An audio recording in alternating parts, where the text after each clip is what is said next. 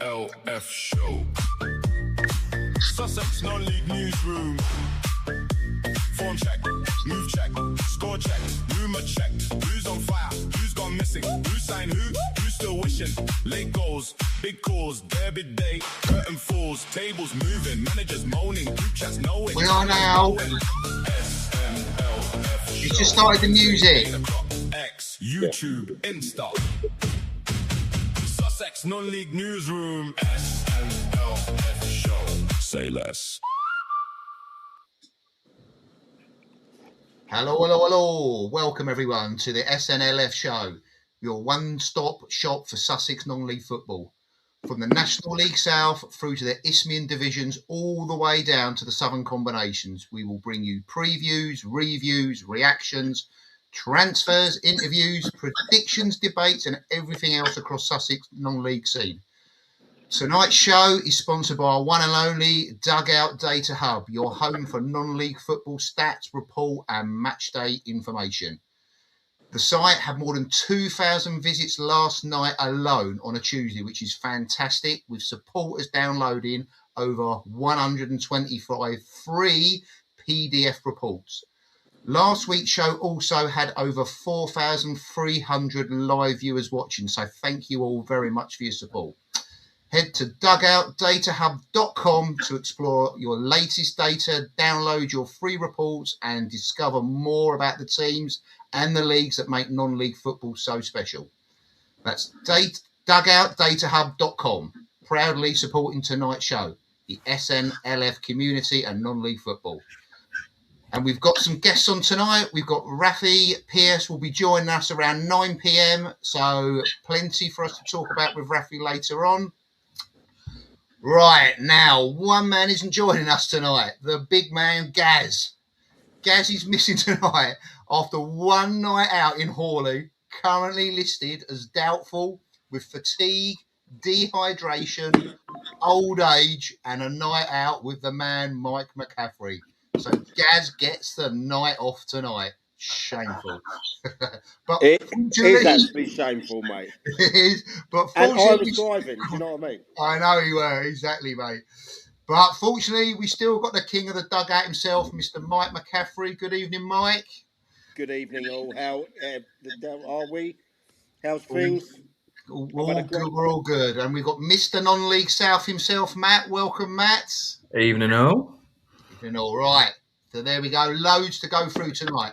We'll start at the top of the National League South with Worthing, then drop into the National League South with Horsham. We're going to the Isthmian Prem, take a look across both Isthmian South Central and South East, and then we'll end up in the Southern Combinations Premier Divisions and also Div 1. Absolutely have to have a talk with Mike and Gaz about the trip last night to Reigate Infinity, but we'll come back to that in a little bit later. I'm sure there's a few stories. As I said, 9 o'clock tonight, Raffi will be joining us. And one thing as well, guys, before we jump into things, we do have to say a nice warm get well soon to one of our supporters. Big support of the show, Ian Matthews, heart surgery today. So from all of us at the SNLF and IBB10, we want to wish Ian a speedy recovery. Get back in that dugout soon, mate, and I'm sure working with Graham won't put any less pressure on that heart rate, mate. So speedy recovery, Ian, from everyone here. Cheers, mate. Right then, boys, let's make a start. We're going to talk about where we've been, and then we'll jump into Worthing. Mike, where you been, mate? Yeah, it's been a busy week. I was obviously off on Saturday. I was on no beer duty with the wife. She chaperoned me down to Shoreham versus Lancing in the FA Vars. Massive turnout down there. You know, there's about 250 people down there. Good, decent enough game. You know, the quality weren't the greatest, but it could have gone either way. It really could have. It ended up going to pens on a hot day, and I'll tell you, it was that hot. I nearly passed out. I really did. You know, I think it was due to the lack of alcohol in the system. Did they stop for a hydration break, Mike, with that heat? Was there? Yeah, there was definitely hydration breaks. Yeah, Right. and there was definitely people having beer breaks as well. So, but I was on the Lucasade. No, actually, I lied. The wife looked at me, and I was allowed a long man heli, which is a lovely lager that they do down at Shoreham, down there. So yeah, I was allowed one, but I was driving the whip. So yeah, look, a good enough game. As I said, could have gone either way. But in the end, it went to penalties and Lancing won. So they're through the next round. Congratulations to Dale Hurley and the boys there. And then last night, something else we're going to talk about. I went to a really good game. Really good game. First ever time I've been to Hawley FC, which is the current home of Reigate FC. First and foremost, I want to put on the record. I want to thank Reigate FC for the wonderful hospitality that they gave myself, the SNLF food guy Gareth Spinks, and in bed by 10 Lee Penn. Really nice. Shout out to Coach Wyatt, Dale Wyatt, the manager. It was lovely. We went at half time. We went and sat with the committee and the Infinity Board as well. Sat down there, had some nice biscuits and some drinks and that. Really didn't have to do that, but it just shows the class of Reigate FC. They're Reigate Priory. So, but unfortunately, the day belonged to Infinity, but we're going to that later. And yeah, but so I've been busy. I've been busy working on some stuff in the background. The mighty Dugout 90 is ready for collection. This is so. If you are one of the wonderful teams that is going to be supporting us by doing all of the Dugout 90 and taking it on, and those teams are at the bottom there. You know, they're the ones that we're going to be coming to see as well with the IBB10 lads and the SNLF lads. We'll be supporting these clubs down here, but it's not too late to be able to get in and get your orders in. £14, £14 for 24 cans. You guys keep the profit. So yeah, that's coming this week. I'm going to be doing some deliveries, and yeah, I'm stoked for today. Though I'm looking forward to a really good chat with Jarvis, Brook, Gaffer, Raffy there. We are also going to go live at half time at the Lingfield versus Lancing game. We're going to go there, see how we're going. We go live with the chairman of Lingfield. So that's have we got an update on that, Matt? Scores? Do we know the score on that one? Kickoff. It was kickoff at 8 o'clock. I thought it was 7:45. Sorry, might have been. They don't always do. No, he'll be running, but he's going to keep me. He's going to keep me up going.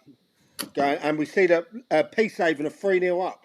3 is it now? By the way, the boy I sponsor, that Connor Ty, he's again got another one. That's 2 he's got.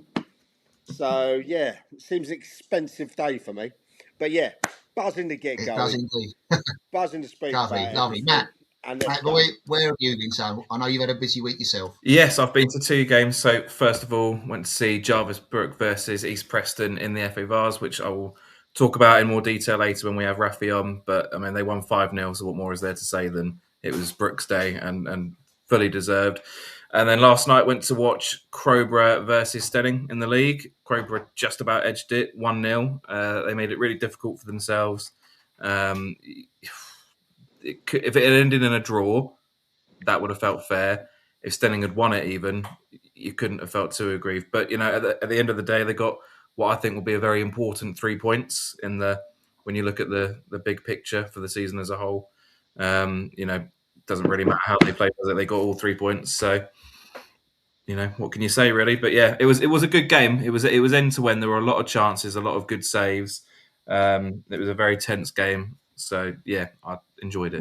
Matt, what was the pitch like there? Because I know the groundsman does a great job over at Crowborough, and I know it was better than some I've seen. Yeah, it was green enough in the middle of the field. Right, you know, I've definitely seen worse. Yeah, definitely, 100%. I was probably at one last night. Have you finished, Matt? Is that your game? Yeah. So I've been out this week. I was at Crawley Down Gatwick versus Guernsey last night. The pitch there was rock hard, like the rest of them. Brown, straw-coloured, bobbly. I heard they were good, didn't they? CAG. They were very good. Crawley Down Gatwick, hats off to them. Saw Dave came and said hello, and they went 1-0 up pretty early. Realistically, they could have been 3-0 up at half time. I'm not joking; they were that good. Ollie Leslie had a really good chance halfway through the half to put it again, then another half chance, maybe a bit more than that. So they went in 1-0 up at half time, deserved, like I said, could have been more. Guernsey came out, quickly equalised, and Crawley Down went straight down the other end, and Callum Kilkenny came on and scored to go 2-1 up. Then Guernsey then got an equaliser sort of 10 minutes from the end, and really they did have a chance right at the end to nick it, but I think 2-2 was a fair result. But I was really, really impressed with Crawley Down Gatwick. I thought they played so well, really good. Like I said, they could have been out of sight. They were a bit more clinical in front of goal in that first half. 3-0 easily could have been done. But yeah, I was very impressed with him. But I do think, like Guernsey, they try to play their football because the pitch is so bobbly and so hard. They sort of struggled with their free-flowing football that they try and play. So they were, they set that up, back through. They try and hit it all the time. They love a diag as well. They've got a brilliant player, plays out on the right wing. He's their skipper. He must have hit about 20 diags across the pitch, mate. They love that. But I just don't think they played as well due to the conditions of the pitch. I think, like I say, and it's obvious, isn't it? I think they lost 2 games at home last season playing on that 3G because they pop it about. And I think they only won 2 games away from home last year. But I think a point was a fair result. I do think Crawley Down could have just nicked it maybe on the chances created. But yeah, I was very, very impressed with Crawley Down. And I think we, as a podcast as well, probably didn't give them as much credit as we could have done for beating East Grinstead the previous Saturday. But yeah, I think you're right. I'm watching last night. They deserved it, mate. And we know Guernsey are going to be in them playoffs. Guernsey are going to be up there. And for Crawley Down to do brilliant against them, they'll be in for a good season. I'm telling you, Crawley. They really will. Yeah, I think you're right. I think, and to be fair, Dave kind of pressed me on it. He said probably didn't give them enough credit. But at the same time, I'm only going based on, what happened last year. But this year, credit where credit deserves. They've started. They've got big wins on the board.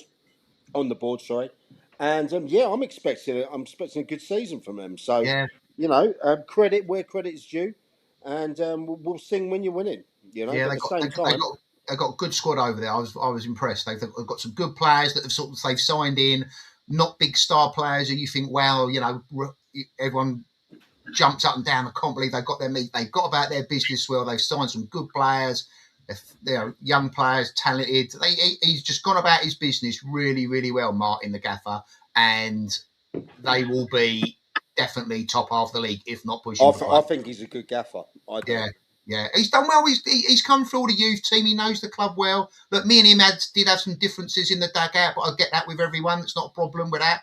So he gets off. He knows the club. His heart's at the club. He's managed under 18s and all that lot through to the first team, and a lot of those guys will be getting through. So yeah, I definitely think he's the right man to make them come forward. He's on the sideline, very vocal, pointing around, directing all the players and stuff. So the players look like they're buying into what he's saying. Oh yeah, I'm actually going there again on Saturday because they got Forest Row Saturday, local derby. So I will be at Crawley Down again on Saturday to watch them against Forest Row. So that'd be an interesting one because obviously Forest Row haven't started the greatest. They really haven't. No, and I think Tuesday night's result at YM, I think was one that people, probably them as a club, I'll be honest, probably had that as 3 points with obviously Jolesy leaving, having to put a lot of kids in. I saw on their Twitter feed, YM, I think they were saying they were introducing all the players before the game. Hello, mate. My name's Billy. My name's Johnny. This is Luke. They're all introducing themselves. They go out, and also they're 1-0 down after 4 or 5 minutes. Forest Row go 1-0 up. So they easily could have capitulated, and then for them to turn up and win 3-1, I think shows a good thing for them. But yeah, is it worrying times at Forest Row? The signings they've made. I think what we need to do is give little Archie Kramer, who's only 17, 18, the lad. He's a real young lad, absolutely. Yeah. Give him some credit. He's been dropped. He's dropped in the deep end there. Yeah. I sponsor his Milo team, his under 18s team, so he actually runs them as well. Wow. A fantastic young coach. Really got a big future in the game, Good thinker as well, great mind in there. And he's just taken his stride, isn't he? He's obviously not expecting to take it on full time. Of course, there's rumours about who's taking that on, Yeah. but shout out to Archie, who's done that. You know, I'm proud of the lad. I really And am. like you said, mate, it's a bit of a free hit for him, isn't it? Yeah. You know, no pressure. The board or I've probably gone in and said to him, "Say, look, you're interim gaffer. You've got however many games until we find one. Go out and enjoy it. Show us what you've got, etc., etc." Look, they might keep him around if the new gaffer comes in. We don't know who it is, but there's some favourites out there and everything, and they might keep him around. I don't know, but yeah, you know, it's just I think a result that not many people had down. Probably if we were talking your Acker had down at William Hill, they wouldn't have had. Or sorry, wouldn't have had Ocean YM beating Forest Row, but that's football for you, isn't it? It's exactly football for you, and that might have been a bit. Forest Row might have been taking that the same. They might have thought, "Oh, we'll win this today. It's the first 3 point of the season. Take the foot off the gas a little bit. Maybe not shown as much respect." And yeah, that's what happens at that level. If you not committed to a game, you get your ass kicked any level. Yeah, So I'm not saying that's what happened, but you know you can sort of see the mental side of it. We'll see, but yeah, you know. Forest Row have had a tough start. You know, they've played some tough fixtures to start off with yet. I think, look, we're 3-4 games into the season. I think we need to wait till...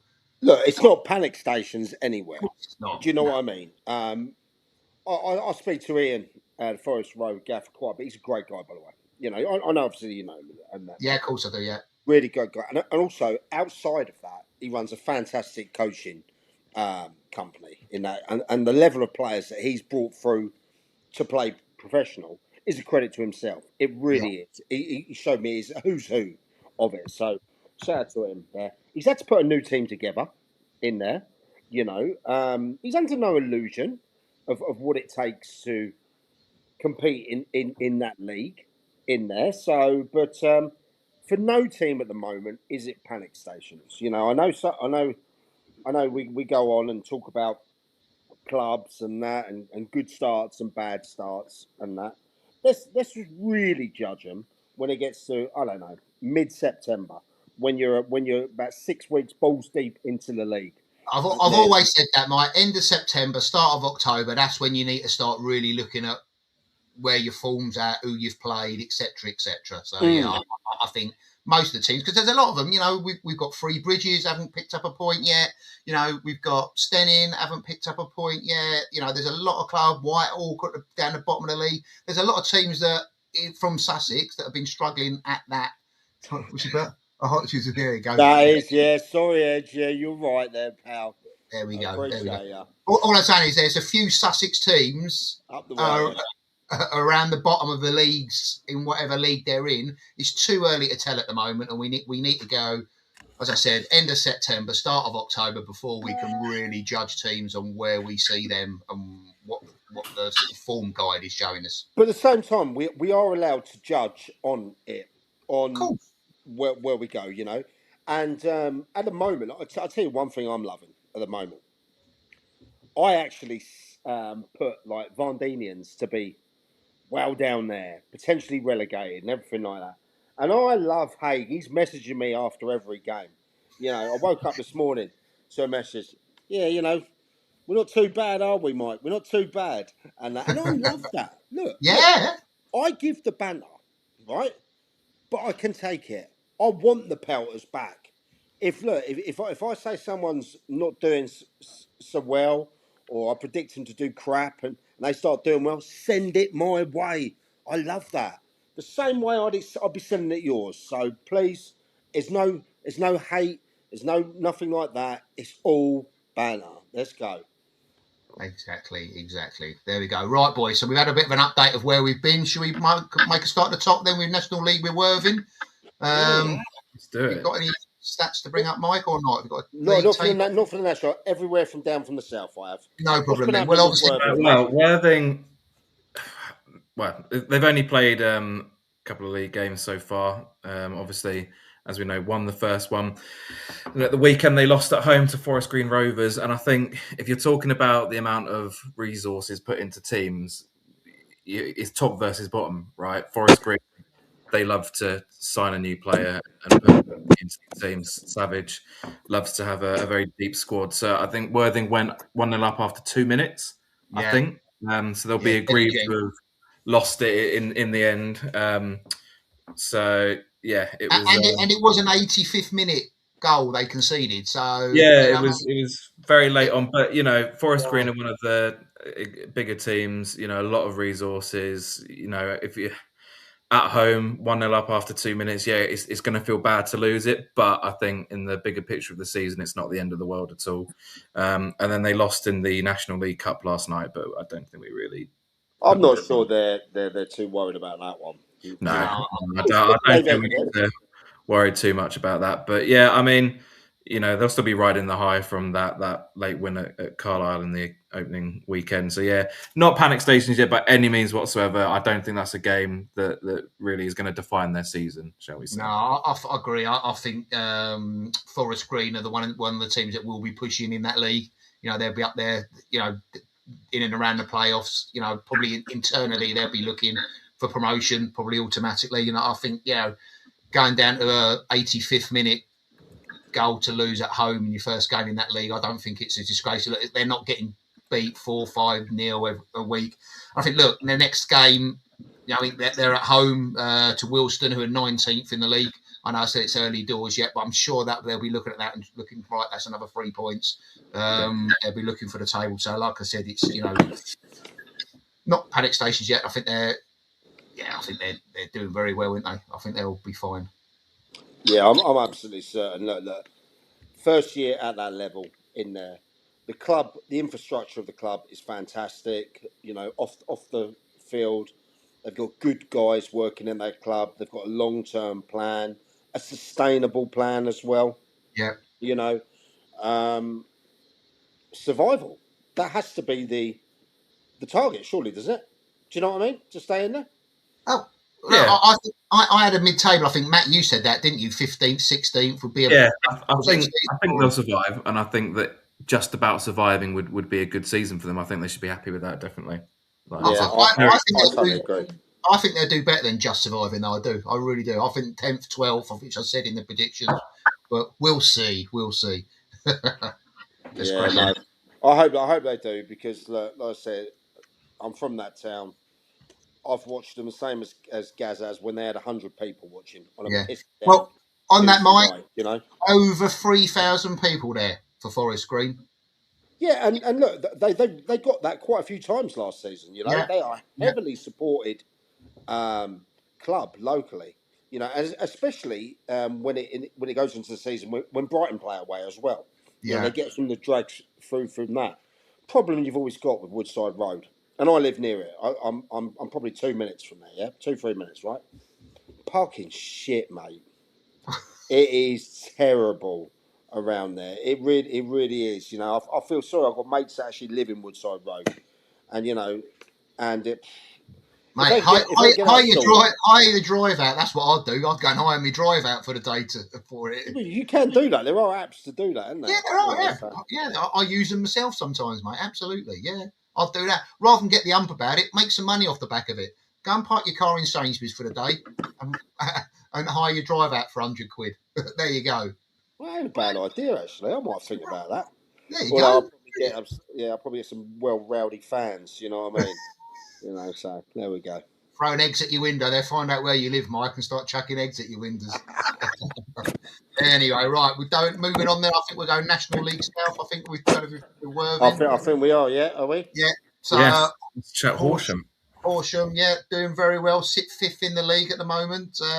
5 points from 3 games. I think they're doing very well. Here we go. Bring up the table. Yeah, unbeaten 3 games in.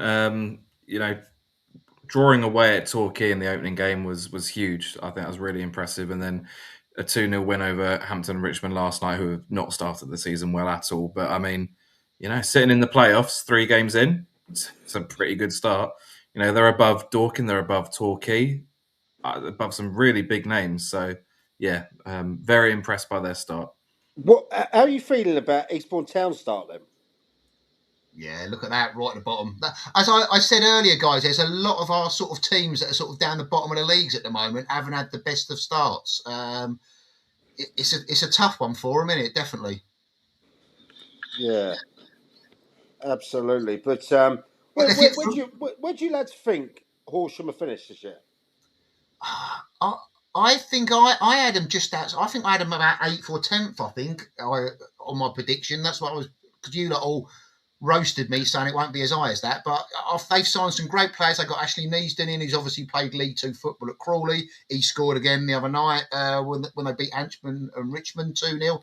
So I think they'll be. I think 8th, 10th, mate. I definitely think they can finish that. I think they're that strong. But going back, bringing that league for Eastbourne, Mike. The concerning thing for me is look at the goals. No goals. They've scored no gols, and they let 11 in 3 games. That's leaky, mate. Leaky. Exactly. If you look, like I said about even Worthing just then, you're losing 3-2 or 1-0 or etc. But they're leaking goals. That's it's a tough one, isn't it? For not scoring a goal in 3 games and letting 11, it's there's a pattern already coming to fruition there, I think, which is a worry. Yeah, I'd say it's not complete panic stations, but you'd like to have got a goal or 2 on the board to show you're actually firing. You know, I haven't really seen too much about their games and that. You know, I try to keep my ear to the ground more, just to some of them a bit more local. But it is a concern. It is a concern. But who did you, Matt? Who did you have down to take this league? Dagenham, actually. And when I put my predictions out, I had Dagenham to win the league, and a lot of people were like, no way. But 3 wins from 3. Are you sure? Bring it up. It's actually it's on my X account. I had the Daggers. Okay, fair enough. It's out there. It's one of the only leagues outside of what we do on this podcast that I actually put predictions out for. So yeah, I did have the Daggers to win it. I certainly didn't have the likes of Tunbridge and AFC Totton and Horsham that high. So I haven't got it all right so far. But yeah, the Daggers will be up there. But no, a cracking start for Horsham. You couldn't ask for more than that, really, right? It's what I think we spoke about at the time when we spoke about them pre-season, in that they're very good at just growing a bit each season, right? That's They might not run away with it, right, and suddenly get back-to-back promotions or something like that. That's not really their way, but they build consistently and they get little gains one season to the next. I think that's what we're seeing here. It's just the natural progression that we've seen from them. I mean that's Dom DePaola for you, right? Yeah. So me and Dom played in the same youth teams together. We were part of the first ever management job he had. Was the mighty Worthing Albion, our Sunday side. That we won everything. Then we went on to like the Clifton and that. Then he took on, I think it was Climping. Then he went to East Preston, had a stint at Hastings as well. You know, the guy's a football freak. He's an absolute football freak. He lives and dies by the game. He's got a fantastic football mind. He'll hate me for saying this, but his brother Seb was the better player for sure. You know what I mean? But Where's he playing now then? Was he still playing? I don't think he is. I used to play centre half with his brother. Right. Hell of a player, Seb. But Don was a great player himself. But he started off by playing up front, then left wing 'cause he's left footed, then left back. Then he became a coach. But at an early age, you could tell he was going to be a coach. Yeah. You know, he had the little stats on his wall when he was at school and stuff like that. So fair play to Big Dom. And but as you said though, Matt, I think he's been there. I think this is his 11th season, and every year that club's progressed, and that's a good skill to have. That, like you said, even if it's like 5-10% every single year, and even this year with the signings that he did, I thought they went about discreetly, quietly, no big fanfare, no huge announcements. They just got their signings in, they got their job done. You know what I mean? I think, he's definitely got his head screwed on with. He knows what direction he is. I'm just thinking, 11 years at a club, that's got to come to an end one day. Where would he go? What's their plans? Has the club got plans for if he wants to move and go up? Can he go up? Can he go up to League Two football? Mike, him. Is that his ambition to be a pro at League Two football? I'd assume so. I'd assume he could go as far as he wants. And shout out Barry. We saw that error. So I'm not sure what happened there. Shout out Barry Carpenter for that. Thank you, mate. That was weird. But there was the Eastbourne one that managed to creep onto the table there. I'll have a word with my guys for that. Look, I think he'll go far. Like he he is a football slut, as they say. He watches all the games, and he is a fantastic coach. And I love to see it. I really love to see it. Cool. Right, we're moving on then. Yeah. Done National League South. Yep. We're going at Isthmian Prem. Isthmian Prem. Got a lot of teams in here to talk about. A lot of teams here to talk about. Matty, where do you want to start, mate? Well, I feel like you've got to start with Three Bridges, right? And again, look, we're 3 games in, right? I want to make it really clear it's not panic stations yet. And last night they were playing Chatham Town, which are one of the few like full timers in that league, I believe, right? So, you know, losing last night in the way that they did is to be expected, maybe. But you know, 0 points after 3 games, it's tough. You'd have liked to have picked up a draw somewhere along the line, maybe. But again, they have had a tough start, Matt. They have. It's, you know, the teams that they've played, right? There's not many people that have had a much tougher time of it early on. So again, right, it's not panic stations, right? It really isn't. But you know, you can't deny that it's not what you'd have been targeting. But again, Dartford, Eastbourne Borough, Chatham Town, those are 3 teams that are going to be right up there. You know, and it stays tough. You know, they've got Aveley next, which again are a team I think are very, very strong. They've got Dulwich Hamlet and then Carshalton, who are top. Yeah. So you know, their first 6 games could potentially be the top 6 of that league. Honestly, it could be. You know, you look at it. It's like when does it start getting any easier for them? I mean, is there any such thing as an easy game in that league? But then they've got St Albans. I was going to say, what is an easy game in that league? It's brutal. Yeah, it is. I absolutely know that they will be completely fine at Three Bridges. Do you know what I mean? But yeah, keep going, lads. I'm sure answering some things here. I will. Yeah, I agree. I think they will. I don't think they'll be panicking. I think I did have a look. I think Noel Layton was on the bench the last couple of games. I don't know whether he's carrying an injury. Obviously, he's a big part of their play, their patterns of play. A lot goes through him. He scores a lot of goals. So I don't know whether he is carrying a knock. I'm just assuming size-wise he would be starting. But look, Krellin, quality coach. He's had that team now for 4 or 5 years. They're well drilled. They're well coached. He won't be panicking. He will not be thinking, right, I've got to go out and get him. He will not be having a great big list of players that he's panicked buying getting in. He will be quietly working on that training ground. Like I say, they've got the 3G pitch there and they train on the whole pitch. I think they have a couple of hours on it twice a week, full-size pitch. So that makes a big difference when you're coaching patterns of play, rotation, fullbacks inverting, wingers also tucking inside, fullbacks going outside. They work on that stuff religiously. Obviously, when we were there at Forest Road, ground sharing with them. Obviously, didn't train with them, but we sort of came in off the back of when they were training, and they do things properly, mate. And even after training, they have a meal at the ground. They've got all their own kit, they've even got their own towels with the numbers on it, which they leave there. They get all washed. They then go and have a meal in the bar as a team and a unit. It's a very, very well run, very well organised club. They will not be panicking, I'm sure of it. No, and the thing is, right, it's easy to look in from the outside and see the season they had last season and see how they started this season and say, oh, what's happened? But it's a big step up, right? And again, the teams they've played are some of the top teams in that league. So, yeah, I don't think they've got anything to worry about. And sorry, Matt, on the other thing, Matt, on that, like we said, they're not getting battered. They're scoring goals. No. They're creating opportunities. If it's, as we said, if they're losing 4-5-0 every game and losing 4-5-0 at home, then I think people would then start being, not questioning it, but thinking, God, this is a big step up. I don't think people are saying that now. I just think they're saying, look, like we've said, they've had a tough start to the season. They've had 3 of the hardest games. The next 3 games, like we said, Aveley, Dulwich Hamlet, Carshalton, another 3 unbelievable. But the good thing about it, though, which I would be saying if I was Jamie Krellin, I was saying, guys, look, we're well under the radar now. People are not going to be looking at us. People are going to think they're going to be beating us on a Saturday. The mid-table teams, we've got 3 Bridges. They've, picked up 2 points so far after 6 games or whatever. I think he'll like that. Sort of target where they came up and everyone was going, they're going to be the next big thing. I think, just get around the business and get on that training pitch, work on the stuff that they're going to work on, and they'll be absolutely fine. Absolutely fine. Here we go. There we go.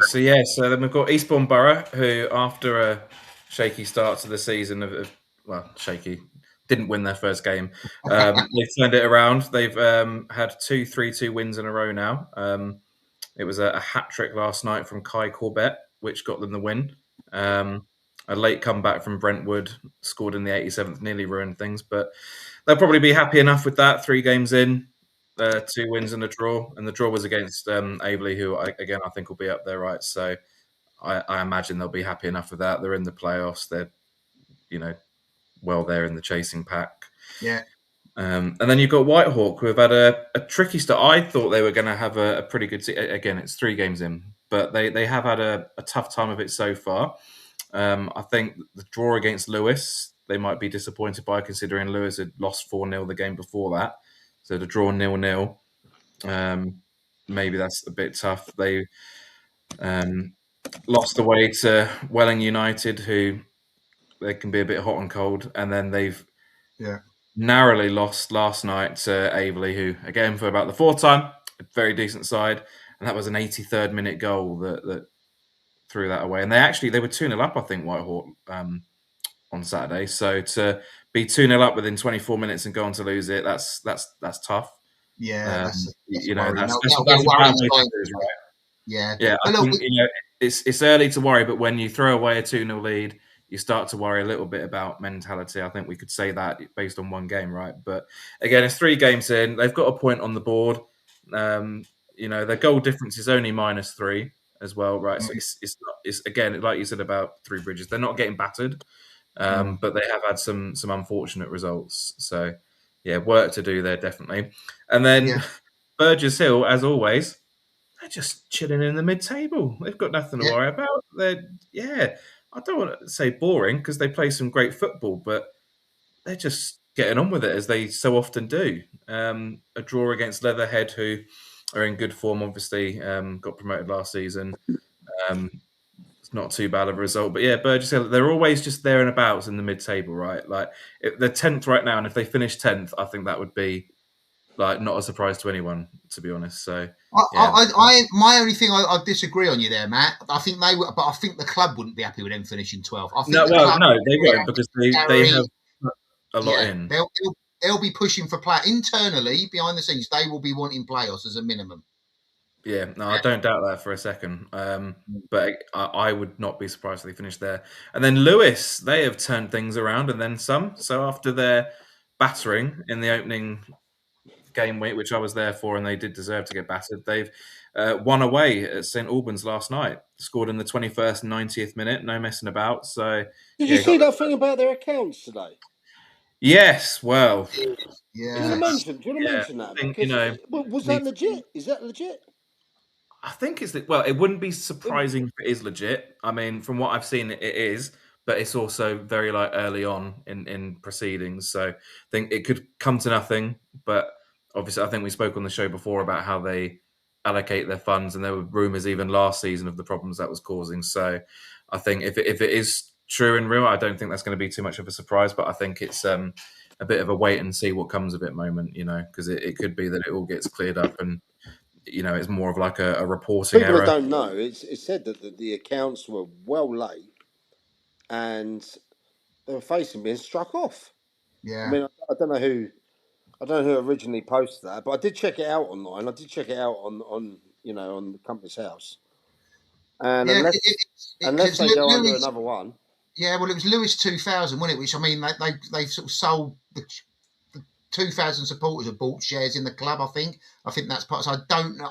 From my point of view, Mike, look, I don't know who actually owns that club, whether it's that Lewis 2000 or whoever. But like you said, those accounts are well late, and they are. I think it has been filed for them to be struck off, which, if that is true, that's concerning. So if we got any Lewis supporters out there listening, watching, get in the comments, let us know what's going on. Let us know whether these rumours are true, what's been posted today about them being struck off. If it is, that's worrying times, isn't it? For a club like Lewis, who are regularly fighting at the top end of the league and being a lot bigger and getting 1,000 people at home game. What was it at the game you were at, Matt? It was 900, wasn't it? 920 something. No, it was very good. They're regularly getting 1,000, aren't they, down there? Yeah, no, they draw a very good crowd. So Yeah. it's 1-0 to Lingfield, by the way. Just throwing that out there. 1-0 to Lingfield. Yes. Well, we're gonna go. We'll go.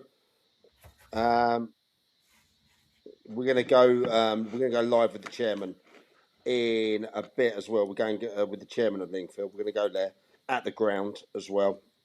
I've just messaged him, sorted a couple of things out, and yeah, we're gonna jump in. We're gonna jump in with him. Lovely. Yeah. And, What's the half time? Yeah, it's 8 o'clock kickoff, wasn't it? So we got. That's if it stays like that, that's a pretty good start for Lingfield. To be fair. Yeah, they've done all right, haven't they? Sort of snuck in and around it, getting quietly got around their business, haven't they? Mm. What about obviously, what about the Southeast Division, Matt? Really? The Isthmian. Yeah, we could go down to that. There's a team that I think I owe an apology to because I've been a bit cold on them at times. But Hastings United, what a start they've had. 2 wins from 2 and wins against, winning against Croydon Athletic, who are a team you would expect to be right up there, playoffs at least, right? And then away at Eastbourne Town, who again are a team I'd expect to be. Well, maybe it's just budget stuff rather than going out and getting a whole new kit. There are worse things that happen out there, I think. But yeah, what a start to the season for Hastings. Fair play. I thought they'd struggle this season. I did. On the summer that they had. But 2 wins from 2 against 2 teams that two competitive teams. Fair play. Can't fault it for a second. Peacehaven are on for 2 wins from 2. I don't really see them throwing it away right now. Still 3-0. No, they're 3-0 up at the moment. Yeah, what a start they've had. Amazing stuff. That win against Whitstable as well. I think a red card might have played a part, but still, you've got to score the goals, as Grant said. Down the bottom of the table, Stenning Town, who I saw last night. It's 2 games in, so it's not alarm bells ringing yet. The opening game, 7-3 in the FA Cup, is obviously doesn't look great. Then they have Ashford, who are a team that have, top half probably. Not the end of the world. And then last night they were unlucky not to get something at Crowborough. So obviously no alarm bells yet, but you've got to be really targeting where your points are coming from if you're Stenning Town, I think. If we look at who they've got coming up, Merstham Town, who are losing tonight, so maybe that's a decent one. Eastbourne Town, that could be tricky. Faversham Town, tricky. So yeah, it's. I think it'll be a tough season for them, and I think they'll be very keen to get a point on the board. But Broadbridge Heath, Matt. Sorry? About Broadbridge Heath. Oh, Simo's lot up there. So they've only played the one so far. So why have they only played one, by the way? Cup runs. It was because they had the FA Cup trophy. Yeah, I'm sure of it because they've played. But there's some teams in that league that haven't played any games yet. Yeah, I don't know why they played in the FA Trophy. Hearns Teams Bay. didn't. Herne Bay, Herne Bay, Deal. Yeah. Yeah, no, there are a couple. Yeah, I think Herne Bay, they had to replay that. Is it then they had to replay the FA Cup game because they made a 6th sub or someone made a 6th sub, something like that. So that's why they haven't. But yeah, Broadbridge, there's really not much to say. They've played one game. They've got a draw on the board, so they'll be happy enough with that as a start. They've got Hawley, Peacehaven, Sheppey. There's decent games for them there. Hawley, a little bit of an unknown for myself. Peacehaven, maybe a bit disappointed with that ground last night, to be fair, Hawley. I played there. And I was in part of their vets team. We had a very good vets team, so I played on that pitch hundreds of times, Mike. And yeah, it's not the best surface. I'll be honest. The ground itself, lovely bar, lovely bar. The changing rooms are lovely. The pitch is, it's not great, mate. It really isn't. But not many are this time. But my point, as I was going to say, Matt, is if you look at that team, bottom of that table, the bottom 3, Hawley Town, Whitstable Town, Stenning, all 3 of them came up last year. That goes to show. I think I said about it at the start when we did the predictions.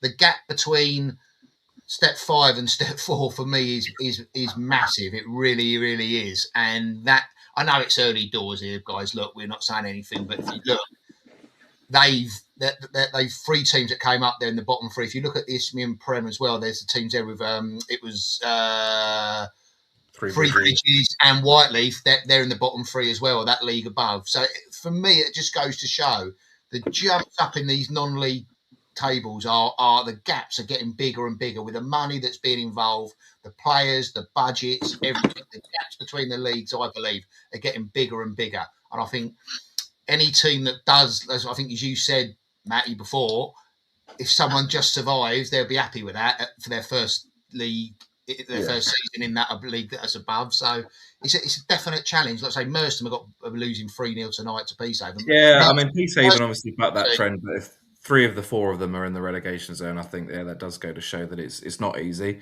And I think if you survive, you take a couple of big scalps along the way, to feel good about, in the way that Crowborough did last season, right? They were never really in any danger, of going down or troubling the top half really. So, again, as you said yourself just there, it's very early, so no one's going to be panicking yet. But I think Stenning will be keen to score a goal in the league, if nothing else. I think I know what that error was as well, by the way. Oh dear, what was that then? Yeah, the web pages that's used when we put the data in, it's got a code behind it that changes certain things when you try to change the profile of the picture. Quite impressive, to be fair, but we just found that out. Apologies. We'll know that for next, because we put it in absolutely perfect and a little bit of code. So I just found a bit of code, so I might use it back on web pages. I might just actually revert that code back. Yeah, there we go. Be aware of web pages. I was just about to say, though, guys, for our Isthmian South week, we got a very nice spread across the league table. If you look at it at the moment, so forget tonight's game with Peacehaven. We've got Hastings 3rd, Peacehaven 5th, Crowborough 10th, Broadbridge Heath 13th, Eastbourne Town 16th, Stenning 20th. So if you look at that, we've got a nice sort of spread across the whole of that, top to the bottom of that league, which means it's going to be interesting for us moving forward for the rest of the season. Like you said, I think, Matt, with Crowborough last year, first time in that league. It's funny, like I've said just off there before we went on. If you look at last season, Hassocks and Crowborough went up. Crowborough finished mid-table, Hassocks went down. You look at this year, Stenning won the league, went up, and Peacehaven went up through the playoffs. Stenning are 20th, Peacehaven potentially tonight could be joint top. They're 5th before today. So it's funny how really some teams win that league and win it by quite comfortably. You've got Hassocks, they got 90 something points. Absolutely pissed that league. Won it by February, struggled and got relegated, and then same thing sort of happening with Stenning, and the same thing happened with Whitstable. Whitstable in that Kent League won that league. I think they got over 100 points or 90 something points last year. They were unstoppable. So it is. It's funny. League, and now they're struggling in that league above. I know they've lost a manager. The 2 guys went over to Margate, who are, again, I think second in this league. So obviously a lot of the players went over to Margate from Whitstable. But all I'm saying is, it's funny, that they do so well in those leagues. They go up a level, and it's like I said, same thing with Three Bridges. It is really hard. Lads, can I quickly? Let's go and get to that game, Lingfield versus. Let's go live to Whiteleaf now, where they're playing, and get an update from Big Rich Williams, chairman of Lingfield FC. Big Rich, welcome to the show. How you doing, guys? Is the signal all right? You can all hear me, yeah? Can all hear you, mate. How are you? Yeah, good, mate. Good, mate. Look, we've got some Lingers Ultra fans here. Big up, you're on a podcast, lads. There you go. Rich, how you doing? All right? What's the score? Your Lingfield versus Lancing at AFC Whiteleaf. What's the score? How's it going? Give us a quick update. 1-0 to us, half time. I would say we've had the majority of attacking play, but we've been rushing it a little bit. I'm going to be honest. Just started to slow it down the last kind of 10 minutes, and that's where we got the goal. They haven't been an absolute walkover. They've been throwing bodies on the line defending. If I'm honest, like they've quite often had like 8-9 men behind the ball,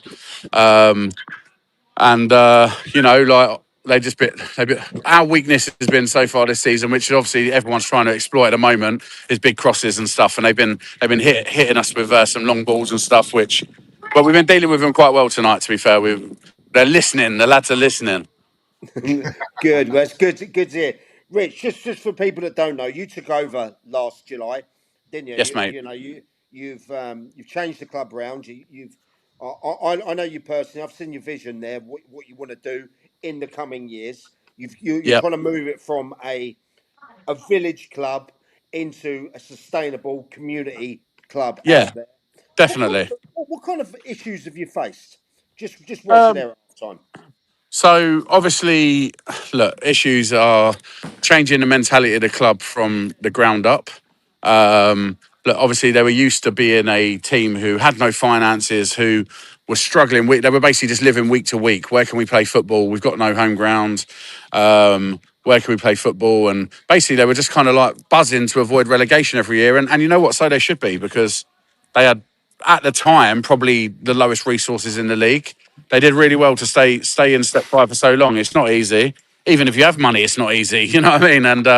And they did really well. And basically the main challenge has been, and not in a negative way, is just trying to get everybody like on board. Like, look, we want to push forward now. So yes, that player did brilliantly for you for 6 years and helped you do that, but with the future vision, he might not be the right candidate. You know, that sort of thing. And like, obviously stepping away completely, kind of stepping away from Church Road for the first team, which not Church Road, that's where we are now. Oh, they're going to kill me. Godstone Road.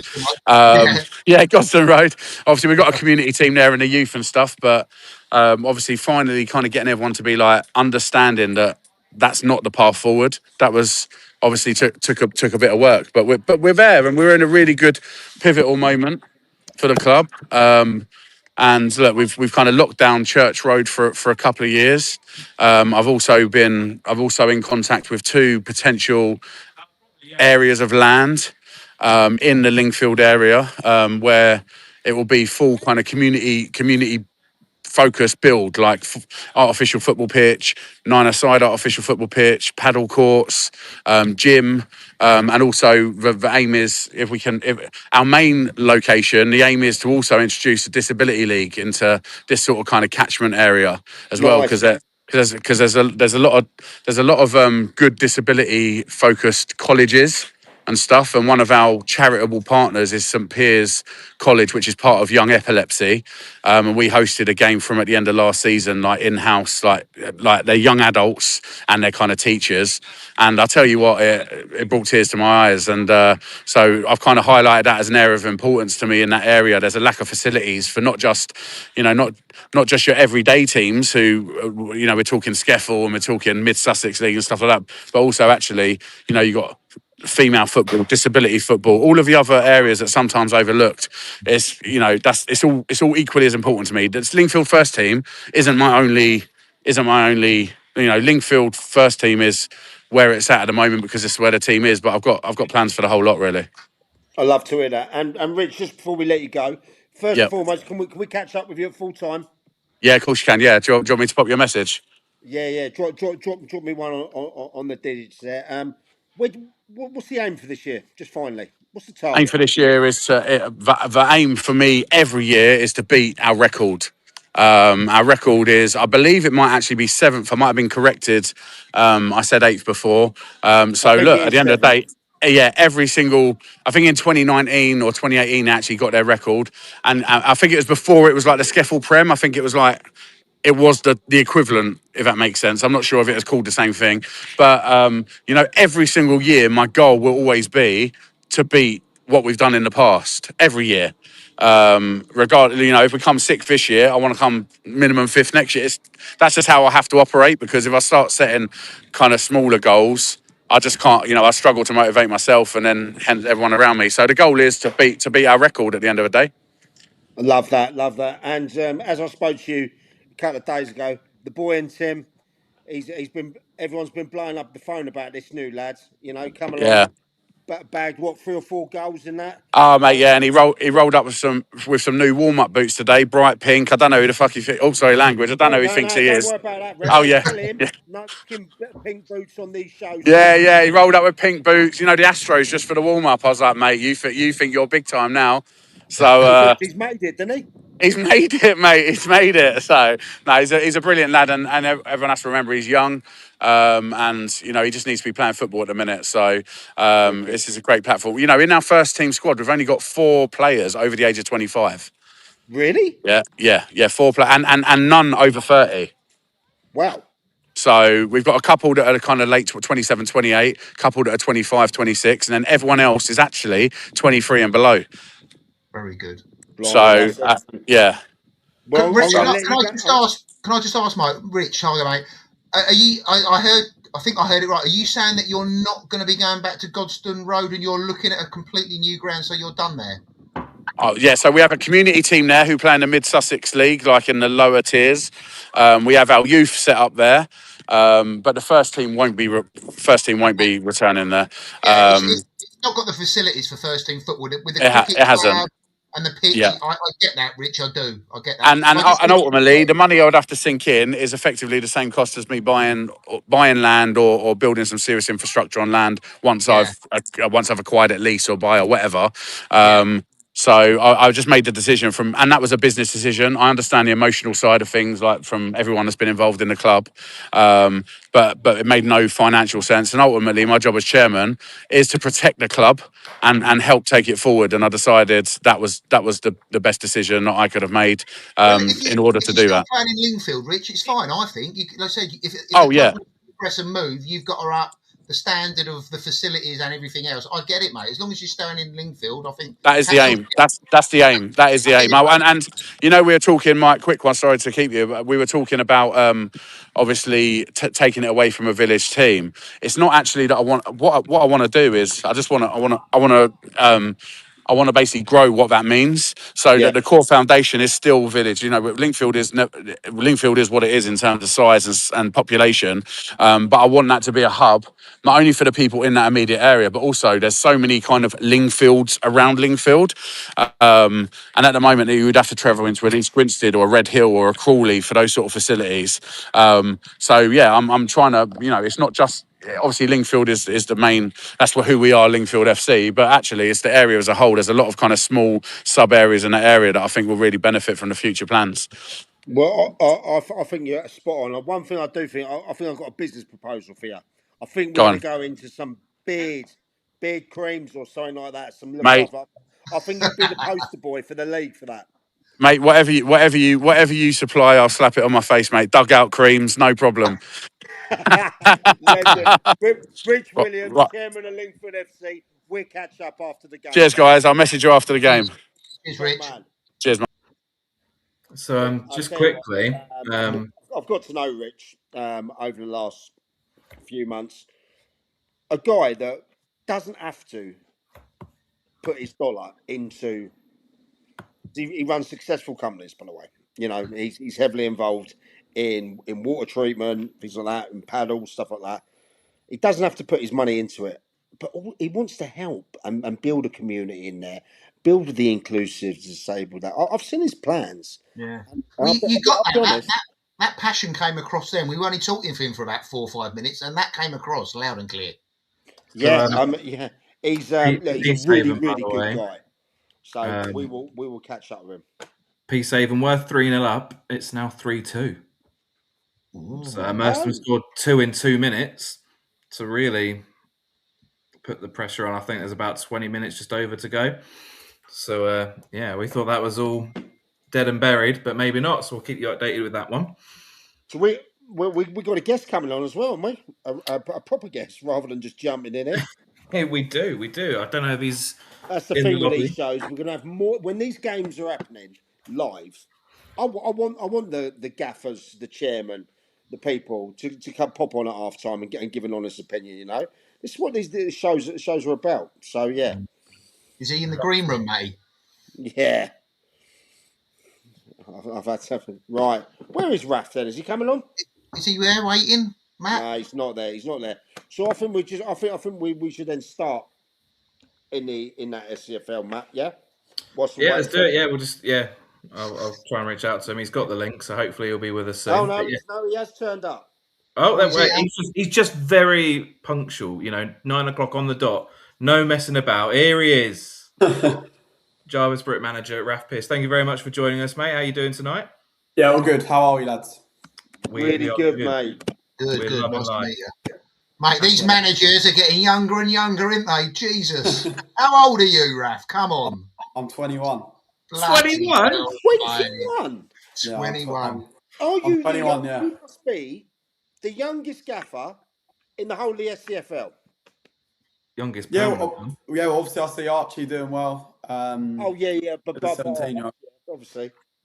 Yeah, and he's doing really well. But yeah, might be. I don't know. I haven't seen much else about in terms of young managers, permanent ones at that. But I don't know. Well, Raff, thanks for coming on the show, mate. Been impressed with what you've done so far.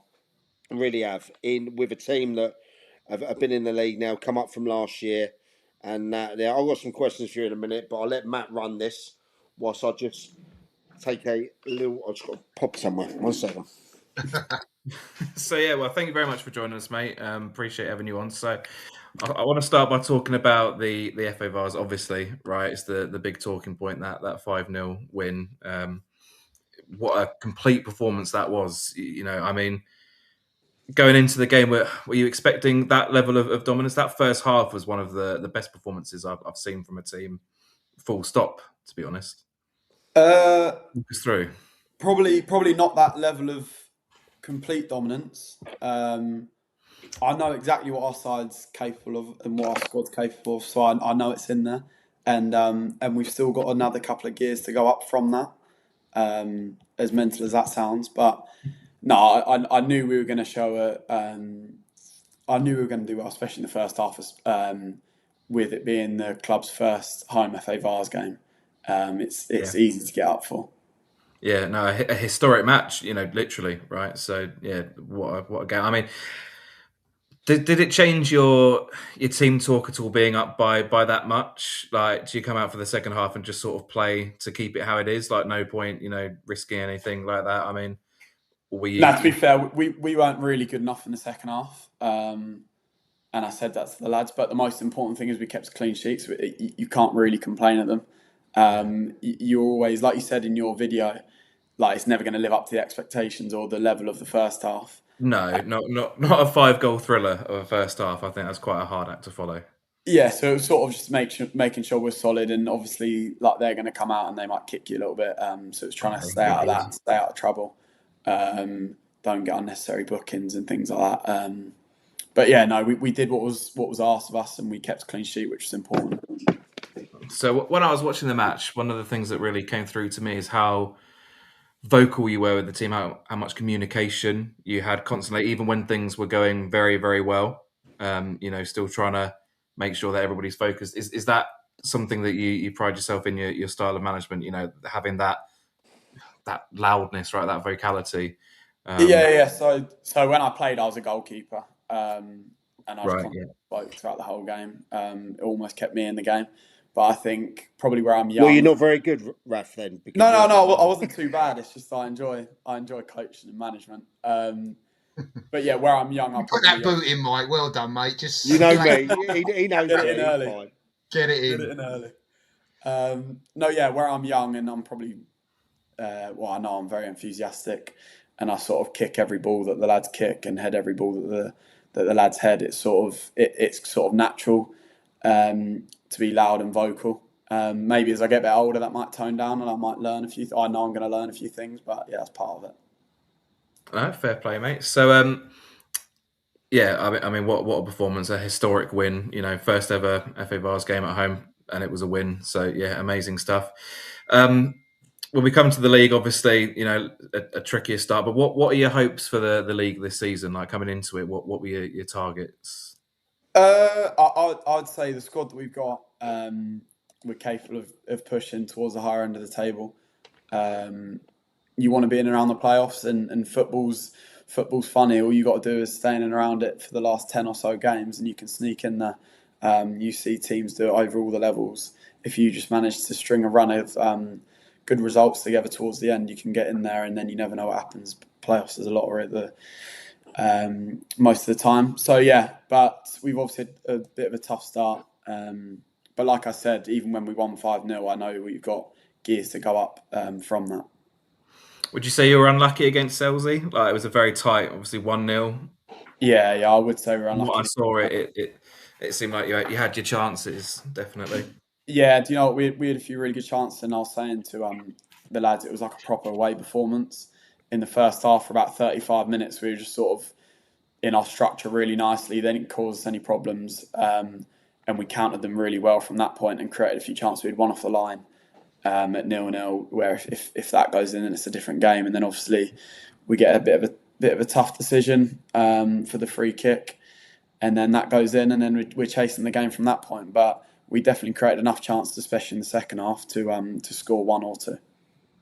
Am I right in saying you've got Ringmer at home next? Yeah, Ringmer on Saturday, and then It's a big game. and then East Grinstead in the Cup, and then Infinity the following week. Well, that one will be a tough one for sure. Yeah, fire, mate. Welcome. Tough start. There's no such thing as an easy game, is there? Right in this league, we've said it all along. It's going to be just as tight in Div 1 as the Prem, I think. So, you know. Yeah, no such thing as an easy game. Any questions at all, Mike? Yeah, I've got a few, if you don't mind. Raff, talk to me really about your sort of philosophy, how you recruit players, how you pick players. Do you know what I mean? That your sort of process for the start of the season from last season. What do we need? How do we get forward? Yeah, so in terms of philosophy, obviously I want to play nice football. I want to play front-footed football, but I also understand football's a results-based business. You got to get results, and you have to win games of football. So if that means, like I said, your back's against the wall and you're hitting channels for 90 minutes on a cold Tuesday away at Selsey, or it might be a wet game at Arundel, we're going to do that to try and win the game. But amongst that, we want to try and play as best football as we can. In terms of recruitment and stuff, obviously from where I've played at different places before and different people that I know, it's helped. And then we kept a core of the squad, and that's what our foundations is laid upon in terms of on and off the pitch. Like the changing we got is honestly so good. So we that's our foundations that we lay upon, and we brought 5 or 6 good ones in. On and off the pitch, which has helped us. And obviously you spoke then about your journey, Raff. Obviously a lot of people on here won't know Jarvis, Brook or you or where you've come from. Tell us about you. Tell us your journey, how you've gone from playing football, being a goalkeeper, as you said, to being probably the youngest manager in the whole of the league, including the Prem. That's a hell of a journey, one that you should be proud of. I'm sure your parents are, and you've obviously had support. Tell us about you, your support, how you've got to where you are. Yeah, thank you. Yeah, no, so my dad played, so I've always been around football. Right. And I'd say what levels did he play at, Raff? What level leagues? He played for Blackburn, West Ham, Chelsea. Oh, wow. Really? Wow. Yeah. Very impressive. But yeah, so you got him on the show with you, Raff. Yeah. Open his door. Who's still my thunder? Oi, Dad, get in here on the show. No, he's old news now. He's old news. No, yeah. So being around that, you're naturally exposed to of course you are. More conversations. Like you're watching games with him. It's without thinking about it when you're 8, 9, 10. You're getting the foundations of your football knowledge then. And obviously, like in the garden playing football with him, you learn there. And then played at not bad levels when I was growing up, and then I did something called like Valenti Academy. I did a 2-year program there. And then I went over and I was at Dorking Wanderers, so I was training. Valenti is a very well respected academy setup that they've got. Yeah, it's done very brilliant. I honestly can't speak highly enough of Valenti, but Steve, all the people that I work with there, unbelievable people, and I still speak to them all now.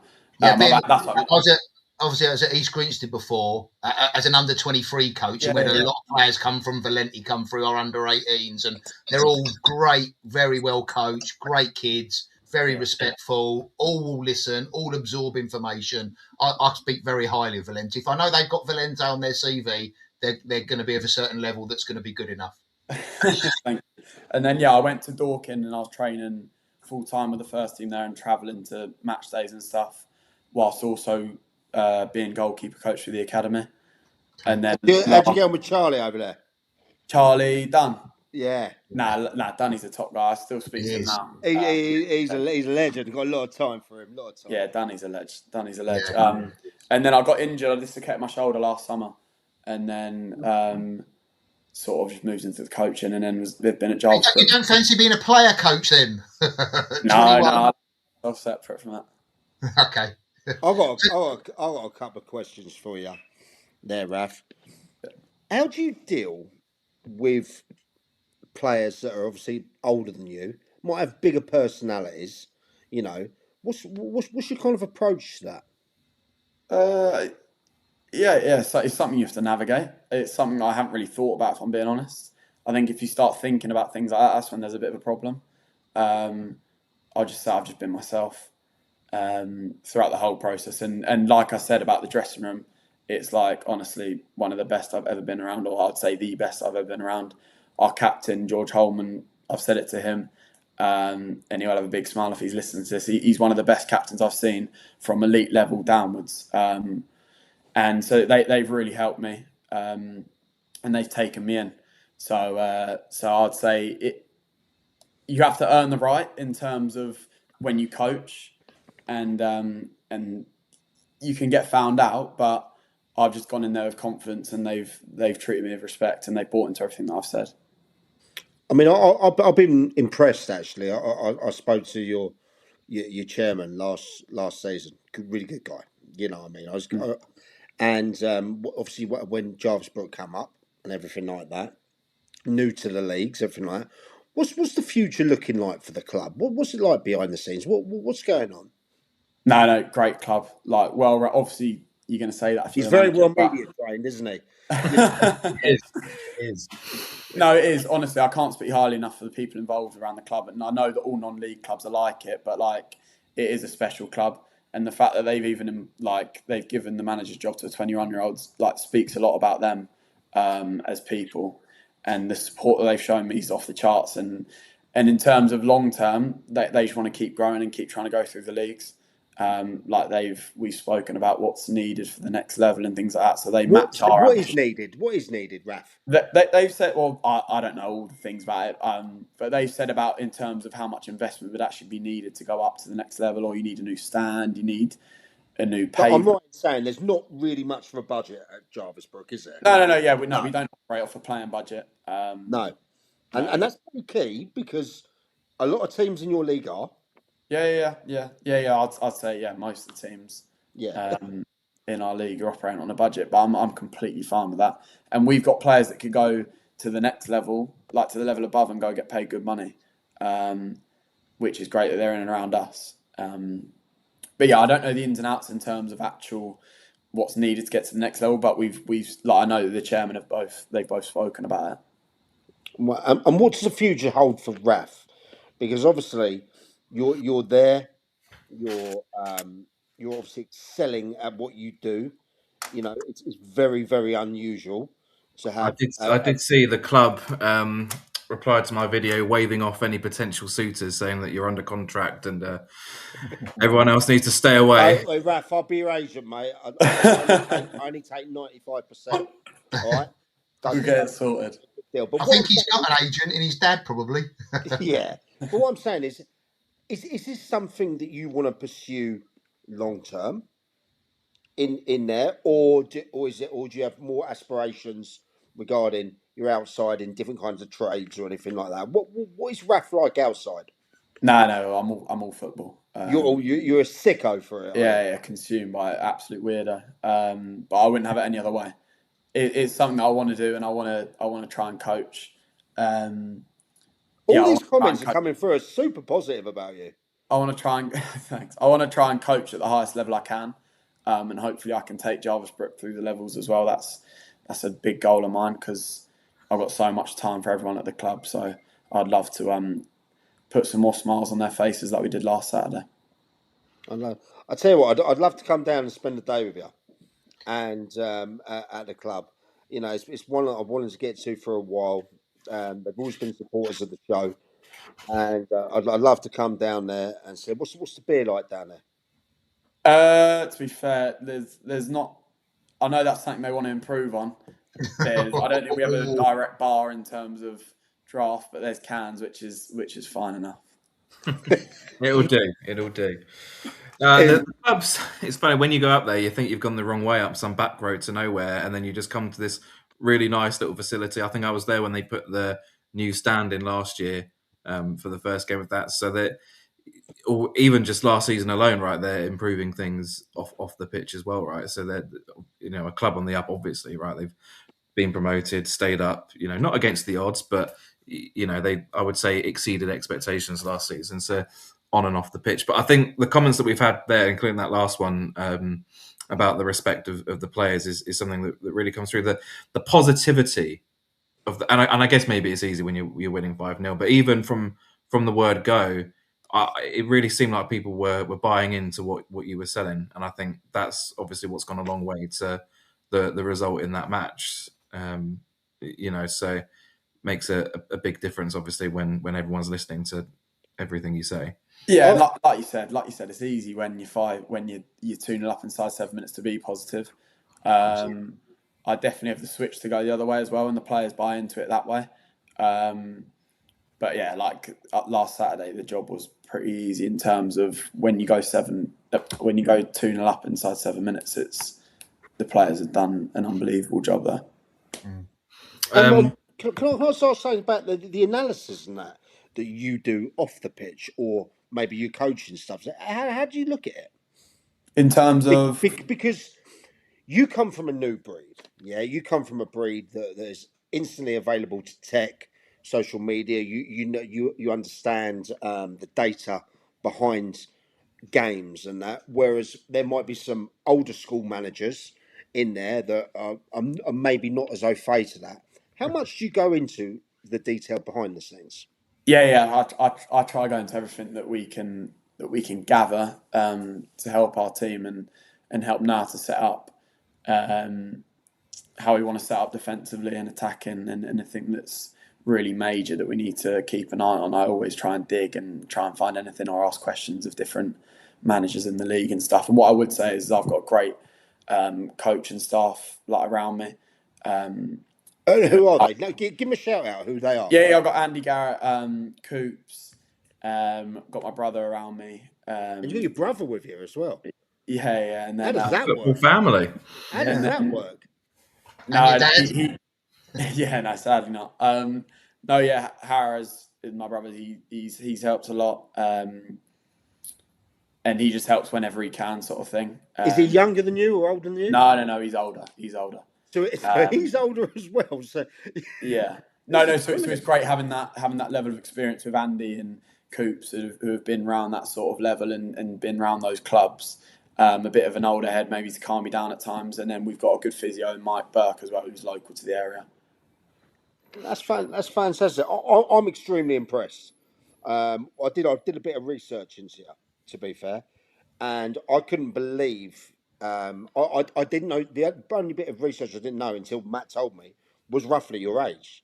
I thought you were a veteran of the game, as they say, and the way you're coming across is, you seem extremely more mature than the fresh looks you have there. I think it's fantastic, by the way, that a club like Jarvis Brook have given an opportunity, because it doesn't matter your age. If you're good enough to get the job done.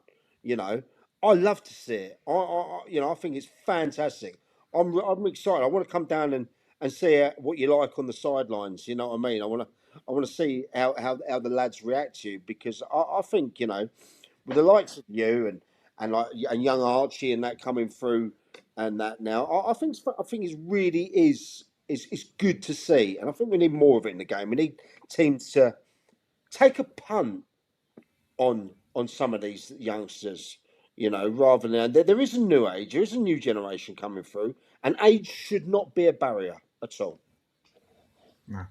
I've got a bit of a weird one as well, Raff. When you said about your dad, the penny dropped with me, because my in-laws live next door to your nan and granddad. And I remember two kids playing football in their garden when they used to go over and see him. So that was in Colton Road in South Godstone. Nice, yeah.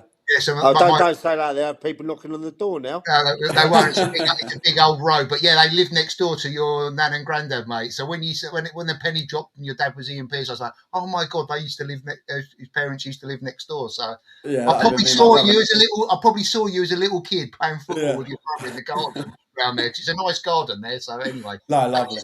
That's just a bit weird thing. But yeah, I was going to ask as well. Mike brought it up about respect and stuff for players. Have you had any incidences yet where players have sort of not taken on board what you said and you've had to deal with that? Because they are the challenges as young managers coming up, is dealing with difficult situations where you've got to put players in their place or drop someone, leave someone out tactically. Have you had any of a confrontation yet that you found challenging? And how I wouldn't say like major confrontation.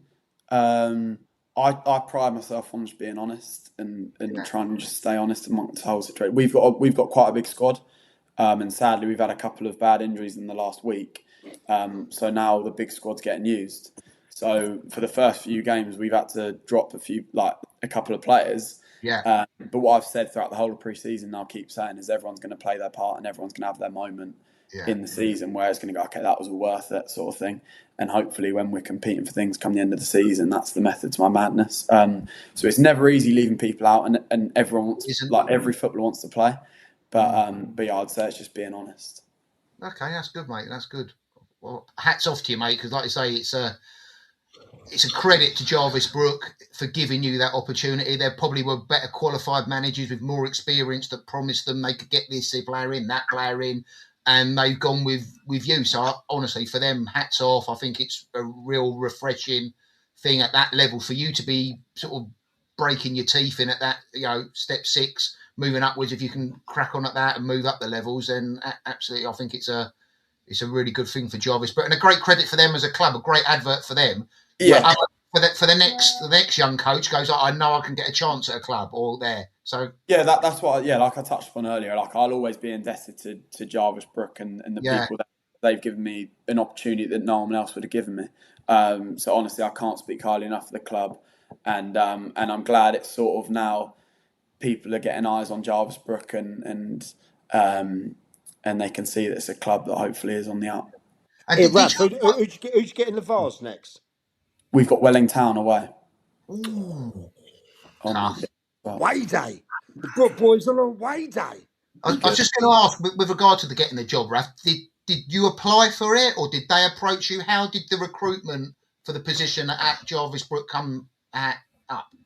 Yeah, so probably something I didn't touch upon when I was saying about my sort of journey is when I dislocated my shoulder, when it came around to November and I'd done it again, or like I'd hurt it again, Dom Fitzmaurice, who was the old Oxford. I know Dom. Master, I've done it. He's a great guy.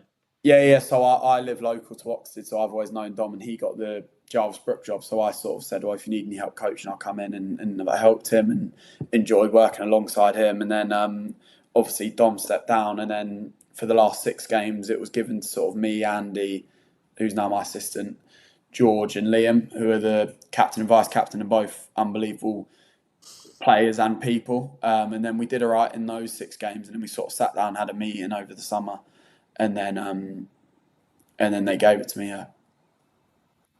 That's fantastic. But look, Dom's a great guy. When he just did the business at Oxford before he went to Jarvis Brook, I done a Dugout Diaries interview with him. Really came across, but so it's a nice guy to learn from. But I'm thoroughly impressed with how you come across. You should be working for us. You should be coming in there. And you get rid of me, you can take my place, mate. You know what I mean? I'm quite happy with that. But we'd love to come down and see you. Brilliant. Find a good home game, and that. So, but I mean, I'm going to wish you the best of luck, and I'm going to keep an eye on you. And I think there's going to be maybe 1 or 2 clubs now that will be thinking, hang on, this guy comes across really well, and he's obviously a bit of a sicko for the game. And I really hope you go as far as you can, Raff, because you seem a great young gentleman. I would say as well, it's all well and good coming across well, but we've got to start winning some games in the league. So that's it. get that That's sorted. it. You've got a massive game this weekend, right? There's no denying it. Like, we're all adults here. We can say that Ringmer at home, you've got to be targeting that for a strong result, whatever that may look like, you know, realistically. So, yeah, big game, right? Yeah, no, massive game. And I said to the lads, our home form wasn't good enough last season. So it's every single home game we're targeting. Like, we're not scared of anyone. We're going to look at Infinity the week after and we go, okay, we're going to target that to try and get some points, because at the end of the day, we've got to try and make it a fortress. Well said. A bit of a fun question as we come to the end. How long do you think it will be once it starts raining again before the pitch goes green? Because it's suffering right now. Yeah, I know our ground staff are working incredibly hard to try and get any bit of greenness on our pitch. So shout out to them, Frammy and Merv.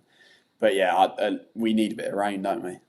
We do. I live only 5 minutes down the road from the club, and it's it's not great out there for any of us. I'm sure there was groundsmen last night when it started raining, like peering through the curtains. Oh my God, how much is it going to rain? Please.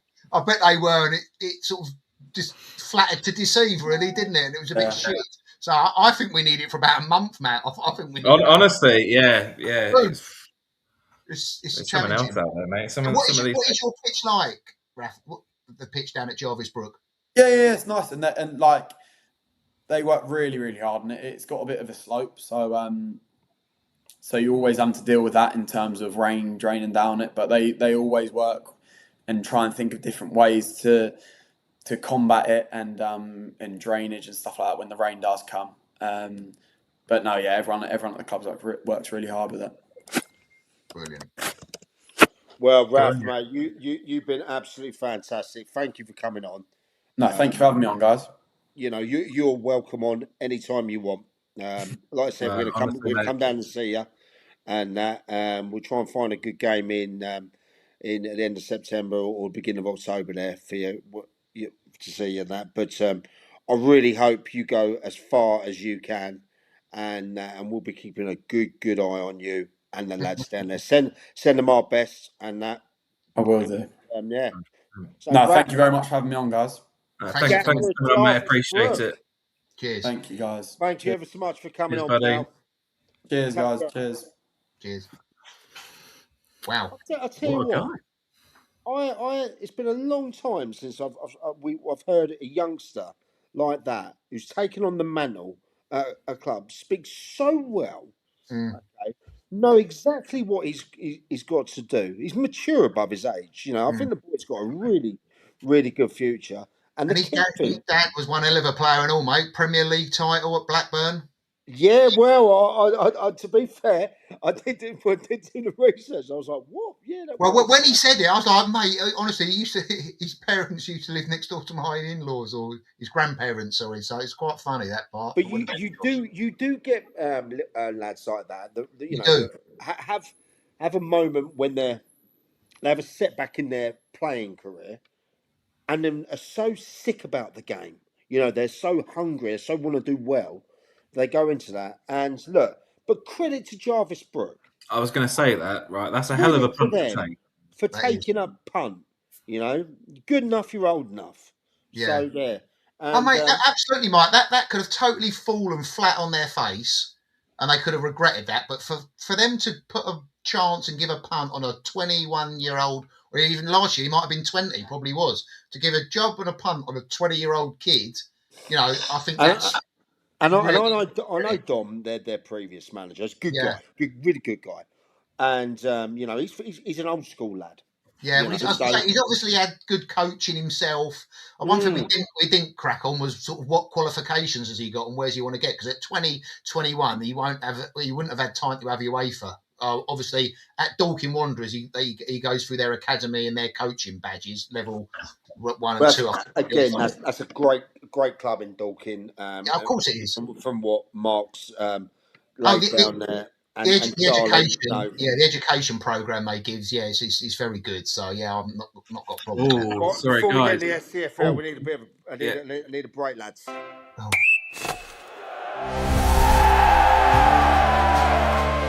Dugout 90. Buy a can. Support your club.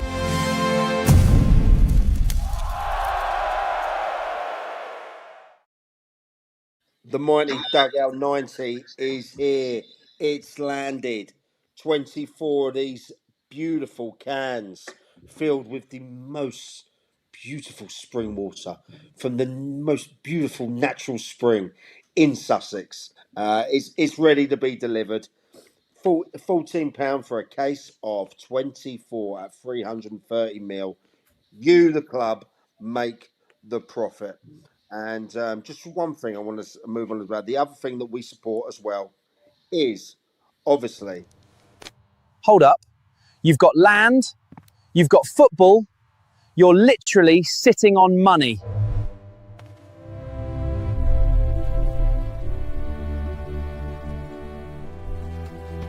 Welcome to the future of the club. Paddle is the new king here. These courts are ready to host epic matches and take your club to the next level. Contact Dugout Diaries for more info. As you know, guys, we don't have sponsors.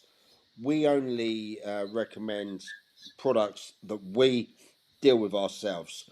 And we have a commercial deal with the leading paddle supplier, Paddle Kings, in the whole of the UK. Put it this way. If you had spare land and you had 4 to 6 courts going and you need about 15 by about 10 metres for that, yeah, you could make over £300,000 net in the fastest growing sport going. And that for a club in a year is the difference between playing step 7 to step 5, step 5 to step 3. So look, if you've got any interest in it, we work with an absolutely reputable team out there. So get in contact and we'll happily give all the information you can. And there is no setup fees. We can do it where there's no layout by the club, none at all. Where we work on the profit share. And as you know, paddle is one of the fastest growing sports in the UK and just been accepted as an Olympic sport. So get in touch if you're interested. Now, So, Matt, where are we going? it finished 3-3 at with Peacehaven Merston, by the way, as Ryan's just said. So they've thrown away a 3-0. What happened to Peacehaven? They were 3-up, weren't they? Yeah, collapsed in the second half. I think it was a 90th minute goal, the final one as well. So heartbreak for Louis Theopanos, who played for me at Grinstead, mate. He scored the third goal. He got the first. Another guy called Gil Carvalho got the second. Used to play for me. So there we go, 3-3. Also, as well, which we didn't mention earlier, that Bognor are playing tonight as well, aren't they? So they're 0-0 away at Porchester, and that is in injury time at the moment. So it's 0-0. I tell you, I think Bognor have a much better season this year. They've got to, haven't they? Can't be much worse, really. It's got to be. They've got to move forward. But that is a game I'm going to, actually. There's a little game coming up. I know. Yeah. Bognor. I'll tell you what, man. That is going to be a spicy, like a Vindaloo the morning after when you're sitting on the loo. That's how hectic that one's going to be. It's going to be a bit feisty, isn't it? There'll be some, both on and off the pitch, I think. Right, Matt, where are we going? Well, I think it's time that we get to our bread and butter, the SCFL. Or before that, maybe whilst we're at our peak, we could mention our live show that we've got coming up.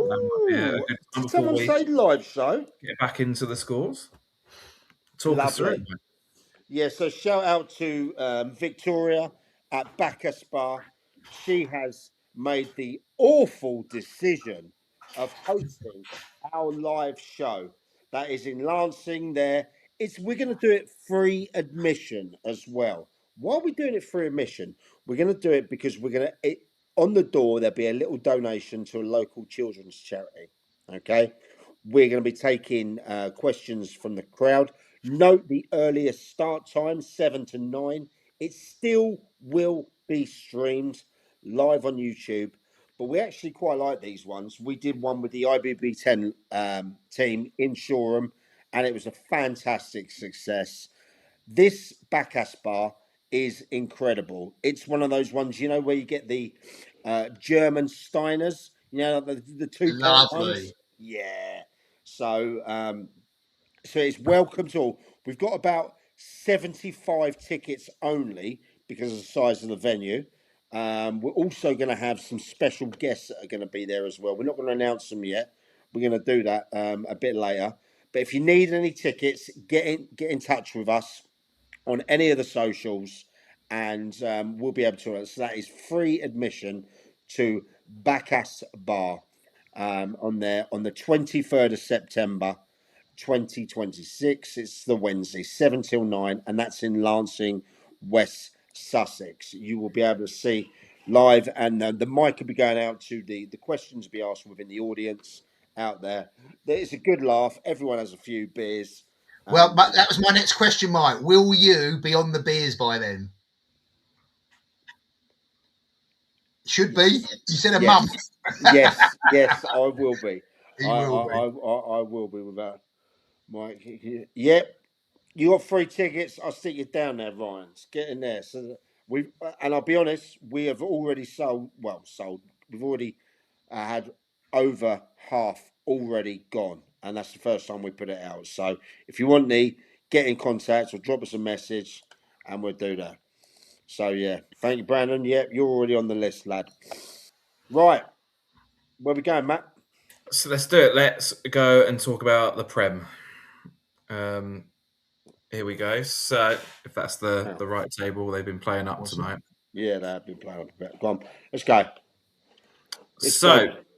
Last night we had some interesting results that we haven't spoken about yet. So we'll go to a team that we've spoken about in the past, but more than deserve our praises for their performance last night. East Grinstead with a 3-1 win over Wick. Great performance. Wick have been good to start the season. They beat Midhurst. So, that's a really good win. It's just what they needed. They kick on from this now, the Wasps, right? And, you broke your duck, right? You're on the board. You got your win. Now it's just heads down and keep going forward. So, credit where credit's due. Great result. Obviously, we spoke about Horsham and their great result. Another loss for Little Common, but it was only a 2-1 loss to New Haven. When you look at the first couple of matches that Little Common have, silly as it sounds, they'll probably see that result last night and think, okay, that's progress, right? No points on the board, but it's only a 1-goal deficit. So, compared to getting battered how they were, that's not so bad. Hassocks 3-1 against Seaford, quite comfortable, probably what you might expect. Then one of the biggest ones of last night, Haywards Heath versus Eastbourne United. I think, was it quite a late goal for Haywards Heath? Last minute goal. Yeah. So again, that's 2 teams that you're expecting are going to be, in and around the playoffs, right? Quite possibly. So a really important. They're already first and second. Extremely good teams. Yeah, they're already first and second now, and that was after the game last night. So, but I think if we look at the table, I don't know if it's working for us or not, but looking at it now, I'll get it up. I'll get it up. Every single team has dropped points so far, right? Yeah, so it's exactly what we've spoken about. No one's running away with it. It's going to be super tight, So Haywards Heath are top, but they've already, it's with 3 wins and a draw, right? I don't believe, looking at it, there's any teams. No, there's no team at the moment that has not dropped points. So, Guernsey, a team we definitely need to talk about. Their away form this season, if it keeps up how it is, and their home form stays as we expect it would, they could win the league, right? They've lost once, twice all of last season at home. They've gone to Crawley Down last night and got what was a hard fought point. They went to East Grinstead away, won that. I think that they're definitely a team to watch. If they can fix their away form, then they're unbeatable. So so there we have it.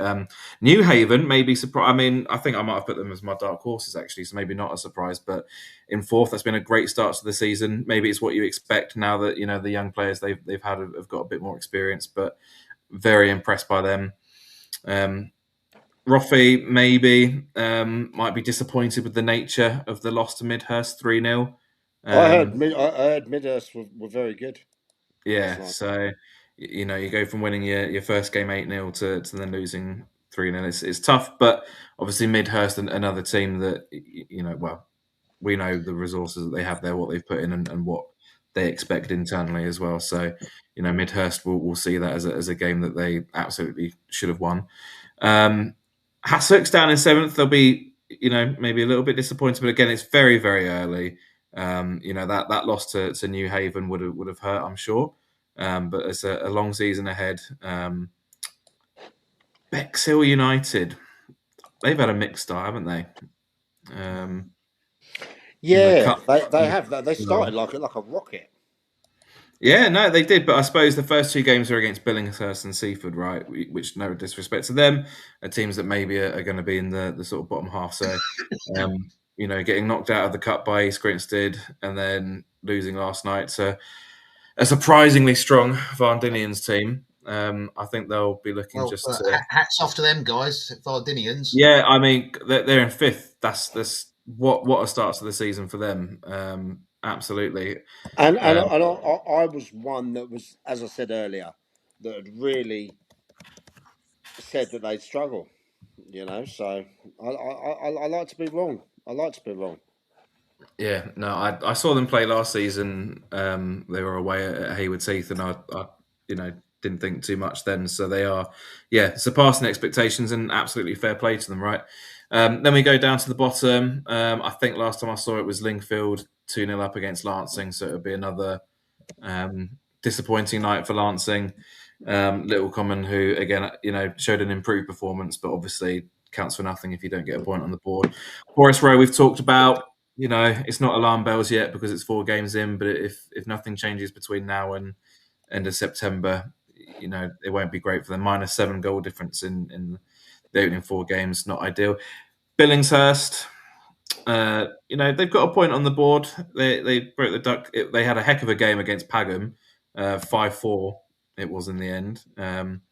They scored very late on, did Billingshurst. Never gave up, right?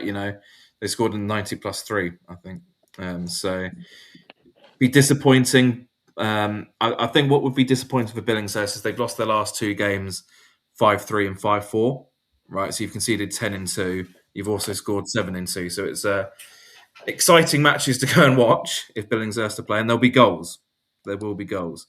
But you can't concede 10 goals in 2 games and expect to get anything from it, right? So obviously work to do there, but also maybe what we expect.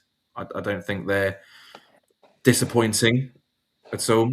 Wick obviously had that great win against Midhurst, but nothing to write home about other than that. Some hefty defeats in there as well to Eastbourne, and then obviously that loss to East Grinstead last night. But yeah, I think that's about it. We spoke about Horsham YM earlier, and the great win that they had last night. So full credit to them. But yeah, if we look at the top 5, there are 3 names in there that we would expect: Hayward Heath, Eastbourne, and Guernsey, and then New Haven and Vardinians are definitely surprising a few. So see if they can keep that up. It's a long season ahead, but they've started very, very well. And I think although it's only a few games in, I think Little Common and Lancing will be very keen to get something on the board. Right? You're not panicking. Your season's not over, but Little Common with the -12 goal difference already, they will be very keen. I mean, who do they have next? Little Common. Have you seen anything to change your minds, lads, where you've already predicted things when we did the early prediction? Have you seen anything that's really changed your mind yet? Not for me yet, really. I haven't. I'm sort of, as we said, if you look at that league already now, it's sort of starting to take shape. There's obviously a few nominees, which always happens at the start of the season, but most of us would have had them sort of team roughly where they are: playoffs, top half, bottom half. They're all pretty accurate so far. Like I said, there's a few that we were waiting for teams to kick on. I'm quite happy with where it sits at the moment. Obviously, Midhurst and Eastbourne, I think, for me, I didn't have them as high as that, but I'd done the league before they signed all their players. So I'm just really keen to see how they play. I had them up there. Yeah, I know you did, because you probably had a bit more inside information with regards to what their players they were looking at. And I think they're still looking, though, Mike. Are they still looking at adding a few? Yeah, look. That's one team that people need to be a problem about. I think they are a problem. I went and watched them, didn't I, in that FA Cup game against Larkfield and New Hive, managed by ex-player Tony Reid, great guy who I used to play against back in the day. Played at Kingstonia and all those places in there. They were shit up, mate. They were shit up. Look, with Wasmer and Wishart at the back, centre half pairing, they are solid. You know, you've got the boy in the bill out there, and obviously box office Brett Pittman. Yeah. You know, Yeah. they've just signed a couple more lads over the last couple of days. Big things going on at that club. Look, that they will be there. People laughed at me when they said I said they're going to be in the playoffs. You know, I think the only club that I feel like I've misjudged, and a real apology to, is Vardinians. I do. I had them And quite as low. Hate loves to send me a message saying, I think you know, they're the one club that I feel is really, because New Haven are up there, but I sort of had a feeling they might do well. But Vardinians, I think, are the one club that have really surprised me. 3-0 to Lingfield, by the way. Must be very nearly done by now. It must be getting rich on in a minute, Mike. Yeah, well, he'll send me a message and couple of minutes. That surely all 3 points secured. Must be And minutes. I'll tell you what, that's the thing Lingfield had problems with last year. They started really poorly. Yeah, they did. And you know, they had to make a change. You know, the first gaffer who had been there quite a while, he left, and then Joycey came in. Joycey's been around the block. You know, yeah, he's a good manager, good coach, knows a lot of players. It didn't work with him, and you know, and what was going on. It was quite documented in their documentary that they had. That you know, the sporting director Max and it just didn't work, and they had to make a decision. Otherwise, they were step 6 football. You know, so I think this win will put Lingfield up to 5th. He told me if they win 8-0 today, they go to 3rd. So 3-0 wasn't a bad start. Yeah, he was on there, but Rich, their chairman, is a guy I really do respect because you know he says it as it's as. If they sneak in 4th, they'll go up to 4th. So you know, but yeah, what a start to the season they're having. What about Haywards Heath though? Let's talk about them a bit because you know I tipped them to win it, and at the moment they're looking super strong. They got some good people down there, you know, with obviously Kev at the wheel, Howard. You know, yeah, I think everyone had them up thereabouts, didn't they? My question, which I think they've proved me wrong on a bit, is I said about will there be a hangover from not getting promoted last year, from being 18 games without defeat at the start of the season and 9-10 points clear they were, to not getting promoted and not going up. That sometimes can have a huge effect. And they've lost a couple of players.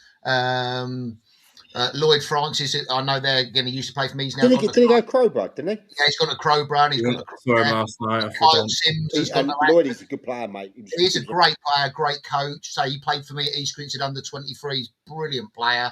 Got a lot of time for him as a bloke as well. So they lost him. They lost Kyle Sims. You know, so they did leave. That was an interesting one. It was. I didn't get that. I don't know whether there was a fallout. He didn't fancy him. I don't know. No idea what, you know, Naz, I think, knows him better and could lure him across, I think. It was the Westlakes, wasn't it? Yeah, but because they lost a couple of players, and I thought because of that hangover, I thought they might struggle at the start of the season to get a bit of rhythm going, but absolutely they haven't. They've, you know, as we said, look, top of the table, 3 wins, 1 draw. I tell you, I do like the place for them. You know, Goldie's brilliant. Their keeper's brilliant. I love Barnsley. Yeah. Barnsley in the middle there. Well, he was missing for the first few games because he got sent off in the playoffs, didn't he? So he missed the first 3 games of the season, which was, you know, I think he only played yesterday. It was his first game back, and he is a massive player for them, without a doubt. Is Chalet back fit yet? I don't know. I don't know if he played yet. I'll be honest, because I was out. I didn't look at the team sheet last night. So there's been another goal in the Lingfield game, 3-1. But only 5 minutes to go. Yeah, so surely not. We've seen 1 3-0 be thrown away tonight. I'm sure we won't see another. I'll tell you what, if Linger's let in 2 goals, he ain't coming in. We'll be seeing Rich now. To ring Rich. No, I think we best leave him be. But I'm sure it won't happen. No, but going back to Haywards Heath, Mike, they're looking very, very strong. They're up there. They are. I think if anyone finishes above them, you know, They've got to win the I league. said that as well. You know, Did, yeah. I think they're doing it. I think I think the and thing is with Hayward Heath, right, and maybe the thing that let them down last season is the mentality, right? You know, last season, what is Stenning it? start Is chasing. it? Is Well, it? Stenning Is it? start chasing, and you know you throw it away. You know the pressure's on. But last night to score what like 90th minute, 91st minute goal against a team as strong as Eastbourne United, heads clearly haven't dropped. You're pushing and you're pushing and you're pushing. So I think that it's not just the 3 points, but it's to show that you know they are not giving up. They're not happy with the point against a strong side, and they're pushing to the last minute, and they got what maybe they deserved. But when I say mentality, I just mean in terms of the absorbing the pressure to win, right? Because it's been a few seasons now, right, of being there but not taking that final step. And I think last season, in particular, to be so far ahead and I don't want to say bottle it because it's harsh, right? But to succumb to the chasing Stenning Town, it's rough, and it's it's that, as you said, Grant, it's the hangover, right? And I think last night really proves that beyond doubt they're fighting. They are here to fight. They're here to win, right? So I think that last night was very impressive. Yeah, and I look at you look at you got your experience there with DeCosta. Do you know what I mean? Players like that. Yeah. You know, you got people that can get you over. Was it Meehan that got the winner last night? Was it? Yeah. Hell of a player, that lad. Yeah. Hell of a player. You know, so I'm in there. But look, I know I moving on from Hayward Heath, and I think you're right. Anyone that does finish above them, wins that. Wins it. I agree. I look at how Guernsey started. Yeah. And we haven't always had the best relationships, but I've got to give credit where credit's due. Yeah. I really have. My only concern, Mike, with them last night, I don't want to be critical of him, their goalkeeper, I don't know if he plays at home or only plays away, he weren't very good. There's a couple of times he come running out his box, looked a bit shaky, sliced a few clearance. He's got one hell of a throw, mate. He was throwing, rather than kicking the ball, he was throwing it over the halfway line. That reminds me of Peter Schmeichel. Do you remember him? I do, a little bit like that. And he was throwing them more accurately than he could kick it. But that for me was their weakest player. And I think I mentioned it at the start of the season. They're all quite an aging squad. They've got a couple of players in there that are late 30s. I'm talking 38, 39. And do you know what? I don't bar obviously Murray and that. I'm looking at their team. Ross Allen, Ross Allen's late 30s. The centre half who played last night, he was probably late 30s. But that's experience. If I think I said last night, because the pitch was bobbly and hard, which they all are at the moment, and that's no disrespect to Crawley Down, it's because it's rained everywhere, and it's Guernsey couldn't get their free-flowing football plan. I obviously watched them previous week at East Grinstead, and their pitch is like a carpet, and Guernsey were popping it about, and they were playing brilliantly like they do on 3 and 4G. So I think at the moment it's a good, if you can play them at home, I think it's a good opportunity because the pitches are so bad that you're going to get a better look. Teams like Guernsey want to go to Seaford on Seaford's pitch. I know Seaford aren't playing at home, but obviously if they do go down there and play on Seaford's pitch, they will struggle on pitches like that. They really will. But no one struggles. Hang on. I've got the big man just popped back in. Oh, here he is, Here we go. See if they saw it out. Big boss man. All right, guys, how you doing? Good. How was it? 3-1, 3-1 to us. Yeah. Bit of pressure at the end there. Not massively, but a bit frustrating because they just basically walked the ball into the net. It's the kind of same old. You know me, I'm always honest. I'm not going to glam over it. Our defence needs work. And they just kind of walked right, literally maybe 5 minutes before the end, just walked it into the net. It was just like we just switched off. So another wonder goal from fucking Kwesi. The more people on your, you got people on your. The inbox is going to be full. But it was a good game. You got to tell everyone that he was crap. He got hooked off at half time because he was so shit. That's what you got to tell everyone. Yeah, he is. He's terrible, mate. I don't know why everyone keeps going on about him. I could do what he does. I heard you're only paying him a £5 a week as well, Rick. Yeah, that's it. Yeah. No, I've signed him on a 10-year contract anyway, like Chelsea style. Yeah. But good value for the 3 points, Rich. Could have been more. What's your view? Could have been more. Like I say, it took us really 35 minutes to get into the game. We was rushing it in the final third. And then last 10 minutes of the first half, we started to take control, came out strong. Mate, this is being filmed from 3 different angles. So when Rion's goal, Rion Donker, mate, to make it 2-0, unreal. Like one of them cut in from the left, bang top bins with the right. Great goal. If you get that, Rich, you get that to me at some point. Yeah, I will do. Yeah, we're filming our games now, and then also they've got 2 VOs as well. So hopefully, we'll have some angles of that. But yeah, no, it was a good game. We were comfortable, I would say. They're quite scrappy. They were quite scrappy, to be honest. Like they were bodies on the line and that. But yeah, look, I'll be honest. Look, we've got a cup game next Wednesday against Wolverhamptonians. Can't underestimate them.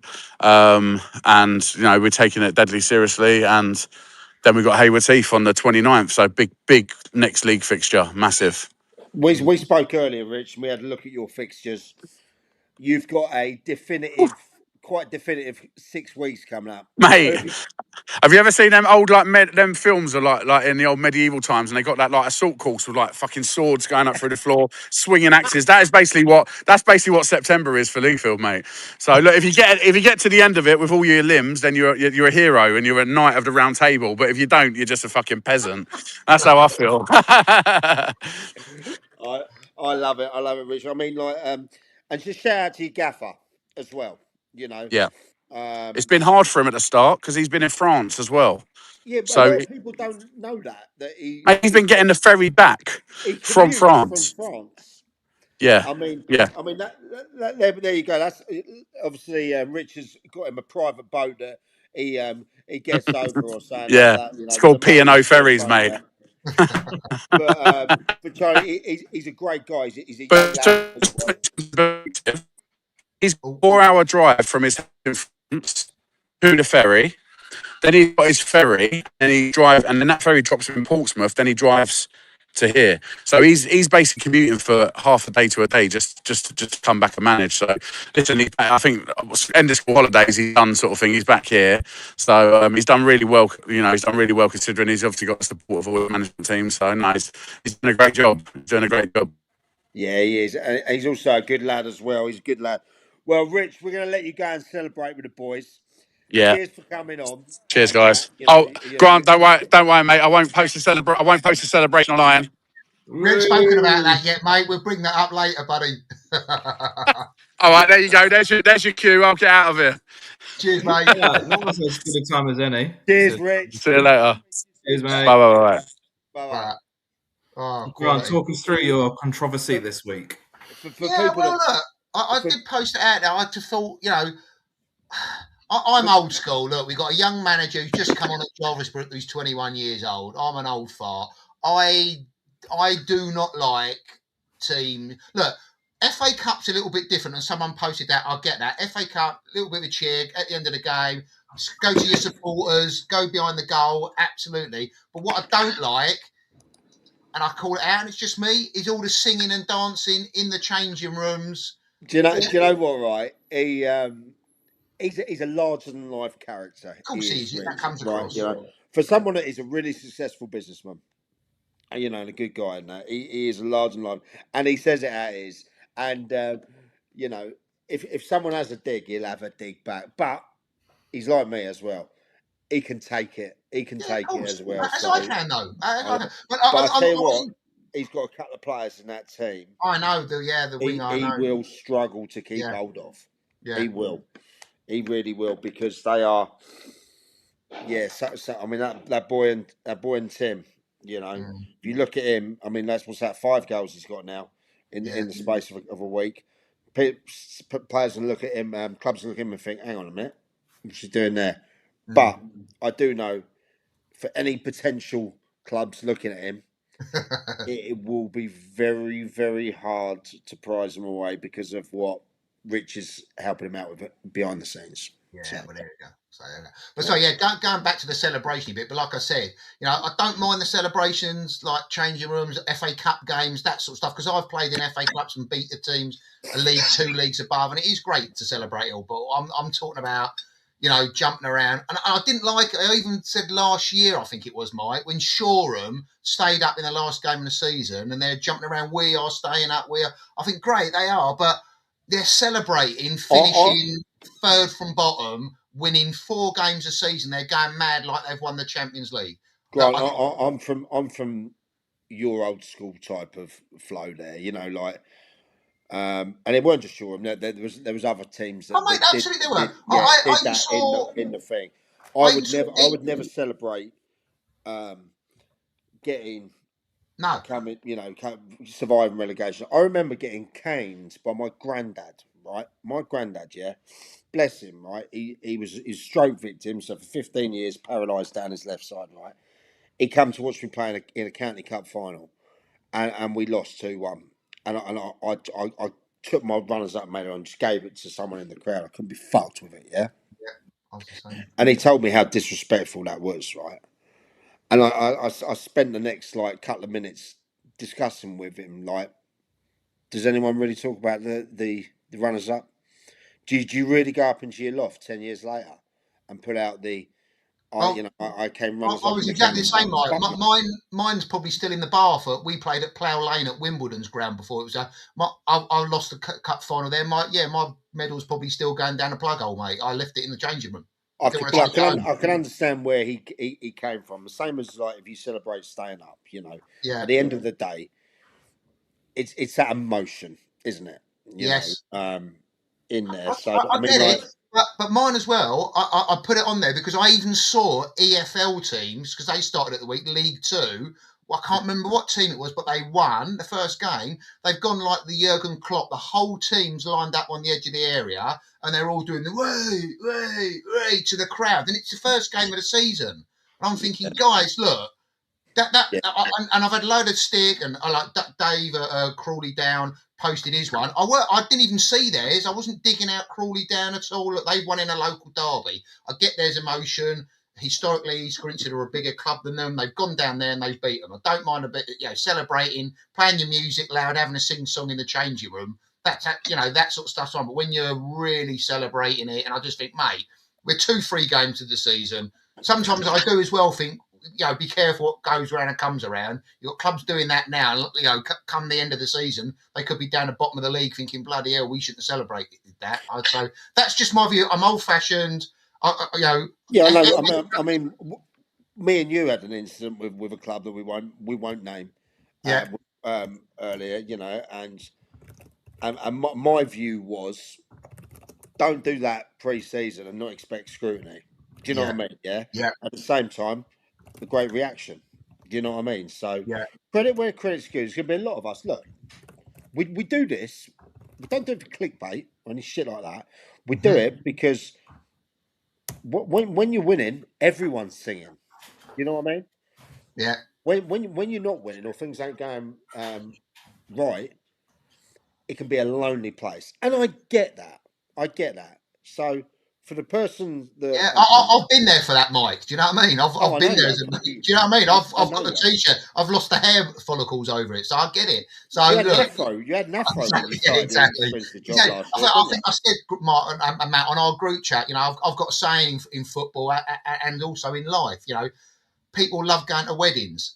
They're always in the summer. The sun's out. There's free booze. Everyone's happy. It's a great day. You go dancing in the evening. Everyone has a brilliant time. And that's like football. No one wants to go to the funerals. They're sad. People are wearing black. It's a somber time.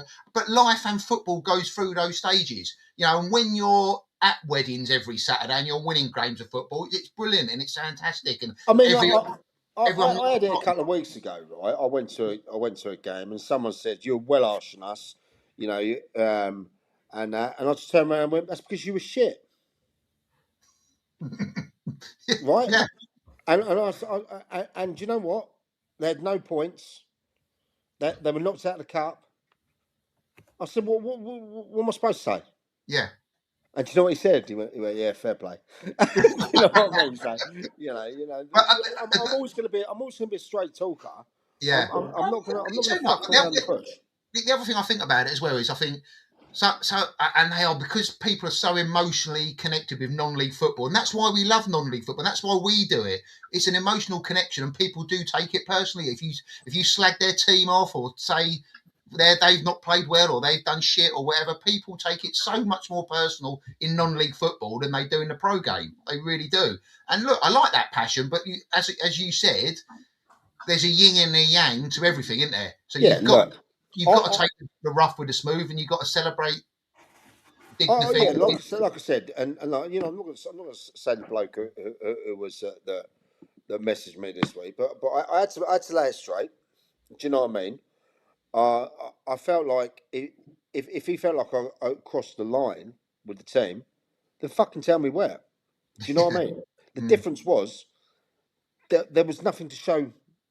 There was not that they'd done anything. Do you know what I mean? Yeah, I don't get joy in slating teams at all. Yeah, I tell you what, I do get joy in.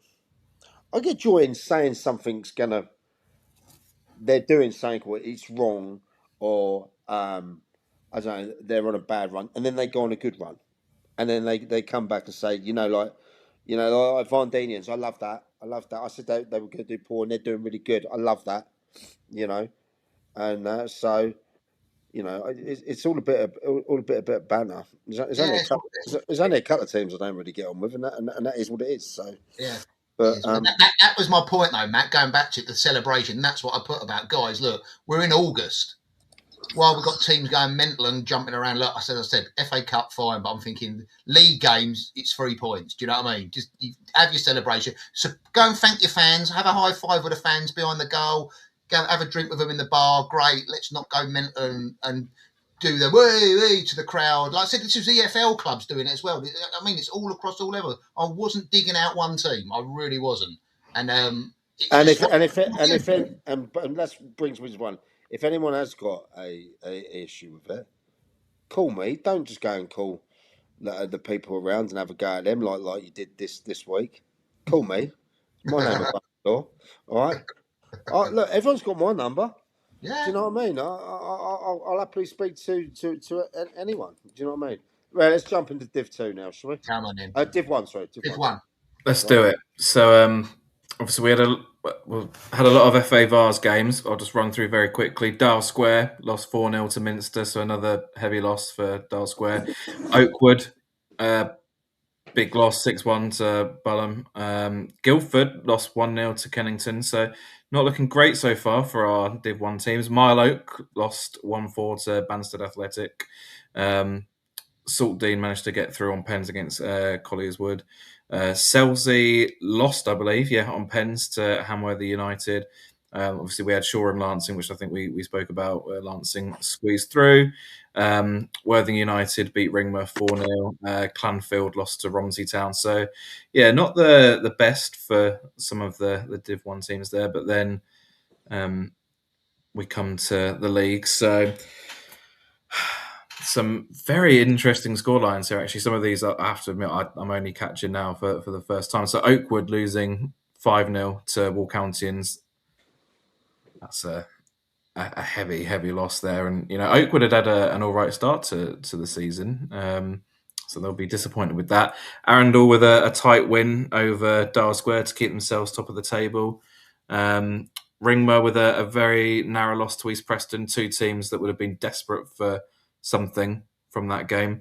Obviously, Selsey, Jarvis, Brook, we spoke about, very narrow 1-0 loss. Mile Oak versus Hailsham Town. Hailsham were 2-1 up at half-time. Mile Oak came back to win it 3-2. So, disappointment for Hailsham. But I think the Chief got a couple of goals in the old Robbo too. Let's have a look. He did. Yes, he did. He did. He got one early on, one late on. His was the winner. Got a lot of time for the Chief. So, Hailsham will be disappointed. Just, you're always going to be disappointed when you're ahead and you go on to lose. But Mile Oak away is it's a tough fixture. So to come away with only a 1-goal deficit is not that bad. And then a match that you've already spoken about. But I will say a team who I was wrong about, maybe for the wrong reason, Reigate Priory. I'm shocked to see them down there. It's only 2 games, but I was at the game last night when You were. right, and I've got to say, those Infinity boys, they look fucking good. Yeah. I mean, they do. They're relentless. They've recruited well. Jody, Chris, and the boys over there. You know, they've. I mean, they're the only team I think that all four of us agreed on for any of the positions. I think it was, wasn't it? And that obviously was for them to I win. think the boy Willett got a hat trick last night, didn't he? Willett, yeah. I tell him top scorer. What, 108 games, 108 goals in 100 games or something. Yeah, you know, No I surprise, felt a bit sorry for Coach Wyatt because because there was some errors that his team made, you know, that cost them, but take nothing away from Infinity, nothing at all. They were hot. Yeah, they really were. But I'll be honest with you about Dale though, Mike. I did have a chat with him during pre-season, and he did say he's lost a lot of players, and he said he said we're not going to be as competitive this season as last season. So I think he knew the task. Like, look, we're 2 games in. They played Infinity, who are everyone's favourites. You know, can Infinity go the whole season without losing a game? That'll be the next question if they carry on going the way they're going. But look, Dale, he's got his head screwed on. He has signed some other players. They will be fine. Will they get in the playoffs second? Probably, maybe not. But they'll be up and around 8th, 10th, 6th, something like that. They'll be absolutely fine. You know, and with Infinity, the boy Tierney. Yeah, he's class, mate. He is class. He's got that winning attitude. Do you know what I mean? You can tell if it ain't going well for him, he'll try and make something happen himself. Yeah. I don't know how I missed this on the way through, but Guildford beat Dorking Wanderers 7-0. I know, and I wanted to say about them because they're second, and I told you we played them last pre-season. They are very good, and I think I had them in the playoffs to be up there. And people know what you're talking about, mate. They are a good team, Guildford City. Like Dorking beat Dial Square 7-0, and then 2 games later they're getting beat 7-0. I mean, that's you just can't predict anything these days, right? I mean, yeah. Does that Mike, I think there's something wrong with that league again. If you bring up the table, no, it's just where it's got played, won, drawn, lost. I think that should be goals for the L. There's been some. The tables are being funny tonight, guys, but we've got put them in, put it on our phones as well. We've got the truth. Don't worry. Shout out to Westfield, by the way, though. For I mean, you know, first 3 points at step 6. I had them to finish rock bottom, so I shall be eating some humble pie.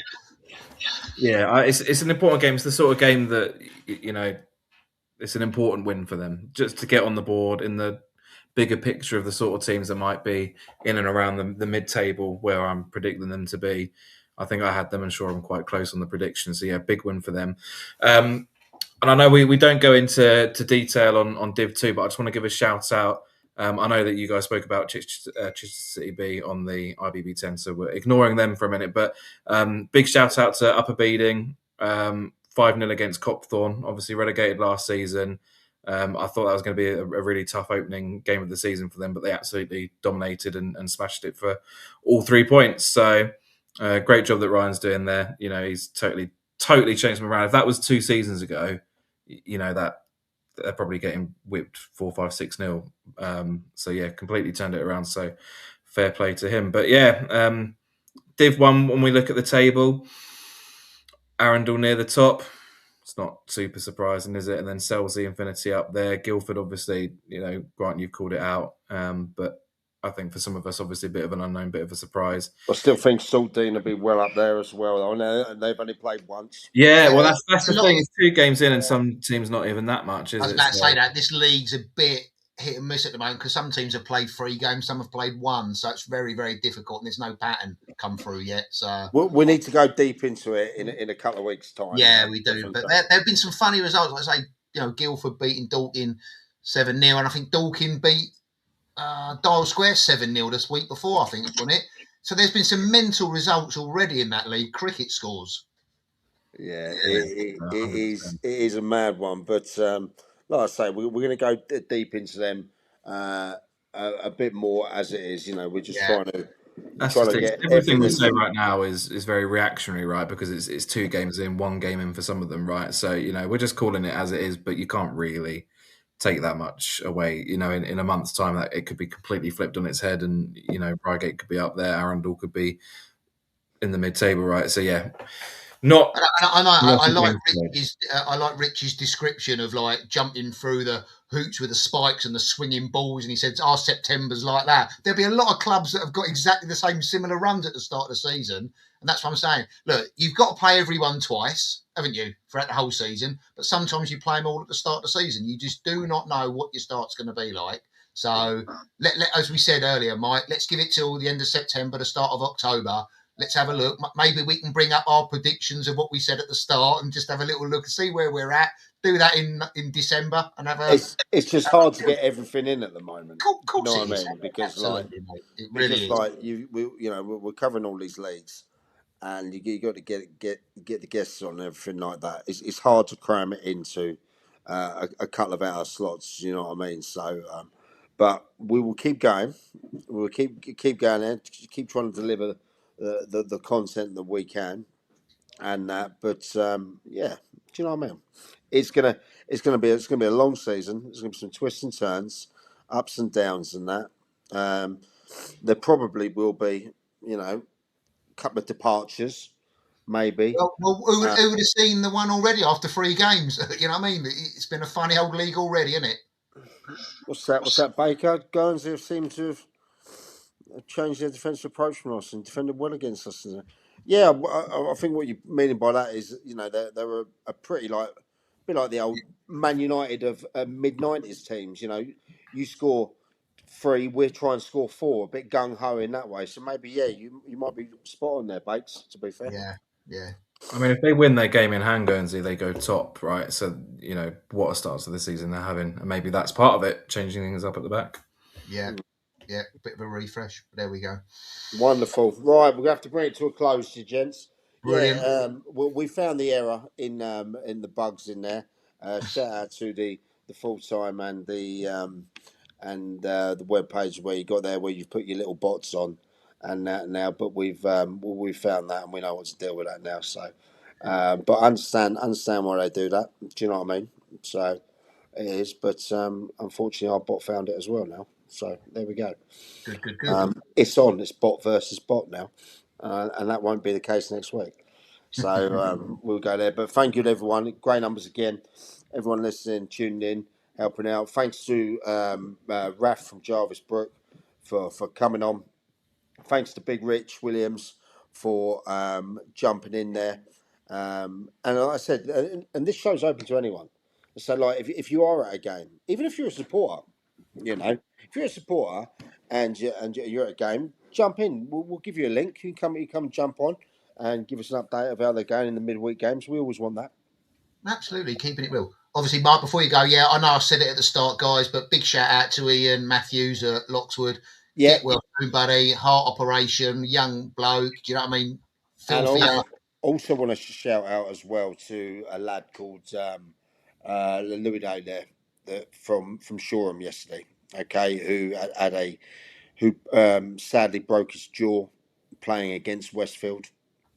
Horrific injury in there. I believe the lad's in hospital at the moment. Had some reconstructive surgery on the chin. He's one of their defenders for Shoreham FC. So clash his heads, Mike, or did he hit the floor?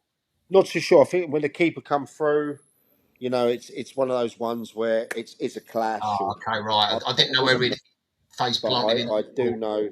I do know that the lad is really struggling. So, Lou, if you're out there, mate, we're thinking of you. Anything we can do, pal, just let us drop me a line and that, and we'll see if we can help you out or something like that. Because at the end of the day, we all love football, but health is wealth. Absolutely. I say that same as Ian that's been in hospital with what he's had done and everything like that. We are all human. We do this for a bit of banter and that, but at the same time, we do realise that these people have jobs, they have families, they have everything like that, and one little moment can change the next couple of months, few months, or permanently, or the rest of your life. So we hope that don't happen, but unfortunately, that is a part of life, and that is there. So injuries do happen. So shout out to the lad there from Shoreham, and because apparently I think that's his season done now. So Well, if he's broke his jaw, probably will be. Yeah. You know, so I think he had to have reconstructive surgery. So Yeah. shout out to the lad. It is part and parcel of the game. No one wants to see it happen, but we will always support in any way we can. You know, so if there is any GoFundMe's or anything like that out there, let us know, and we'll gladly support that in any way we can. Fair play. And then last as well, get well to our one and only Gaz. Yes. Poorly, couldn't hack the night out with Mr. McCaffrey. He's Yeah, gone to bed early. He's a shocker. Listen, me and the food guy, SNLF food guy. Did you kill him? No, look. I think he was a bit more pissed off that the burger place weren't open. Do you know what I mean? So it was that. But yeah, look, you know, Gareth's such a great guy. You know, he's been with me from day one, and he's stuck with me when the other two did a bunk, right? So or do over what they want to do over there, right? So it is what it is, and he's got such a young family. He has a coffee business that he does on the side. He's a coffee salesman as his full-time job. He has a hectic life, and a lot of people don't realise the actual time this stuff goes into. So yeah, shout out to Gareth and that. Shout out to Gaz. Get well. He obviously he's never been out on a proper night with me anyway. So if he had, he'd never been on the show again. His show IBB 10. His will be IBB 9:30. IBB 7:30 for him. 7:30. So for everyone out there, thank you ever so much. Cheers, guys. Thank you, everyone. All the clubs that are out there that have booked the Dugout 90. I'm going to be getting in contact with you because all the cases are sorted. They're ready to go. We'll be back next week. Yeah, we'll go from there. So for everyone out there, thank you ever so much for the support. Good night, everyone. You've all got my number. Anyone want to speak about anything, give me a shout. You know, don't go take it out on the other lads. Come and see I can take it, mate. I've got broad shoulders. Bring it on. Take care, everyone. Thank you ever so much. Bye bye. You've been amazing.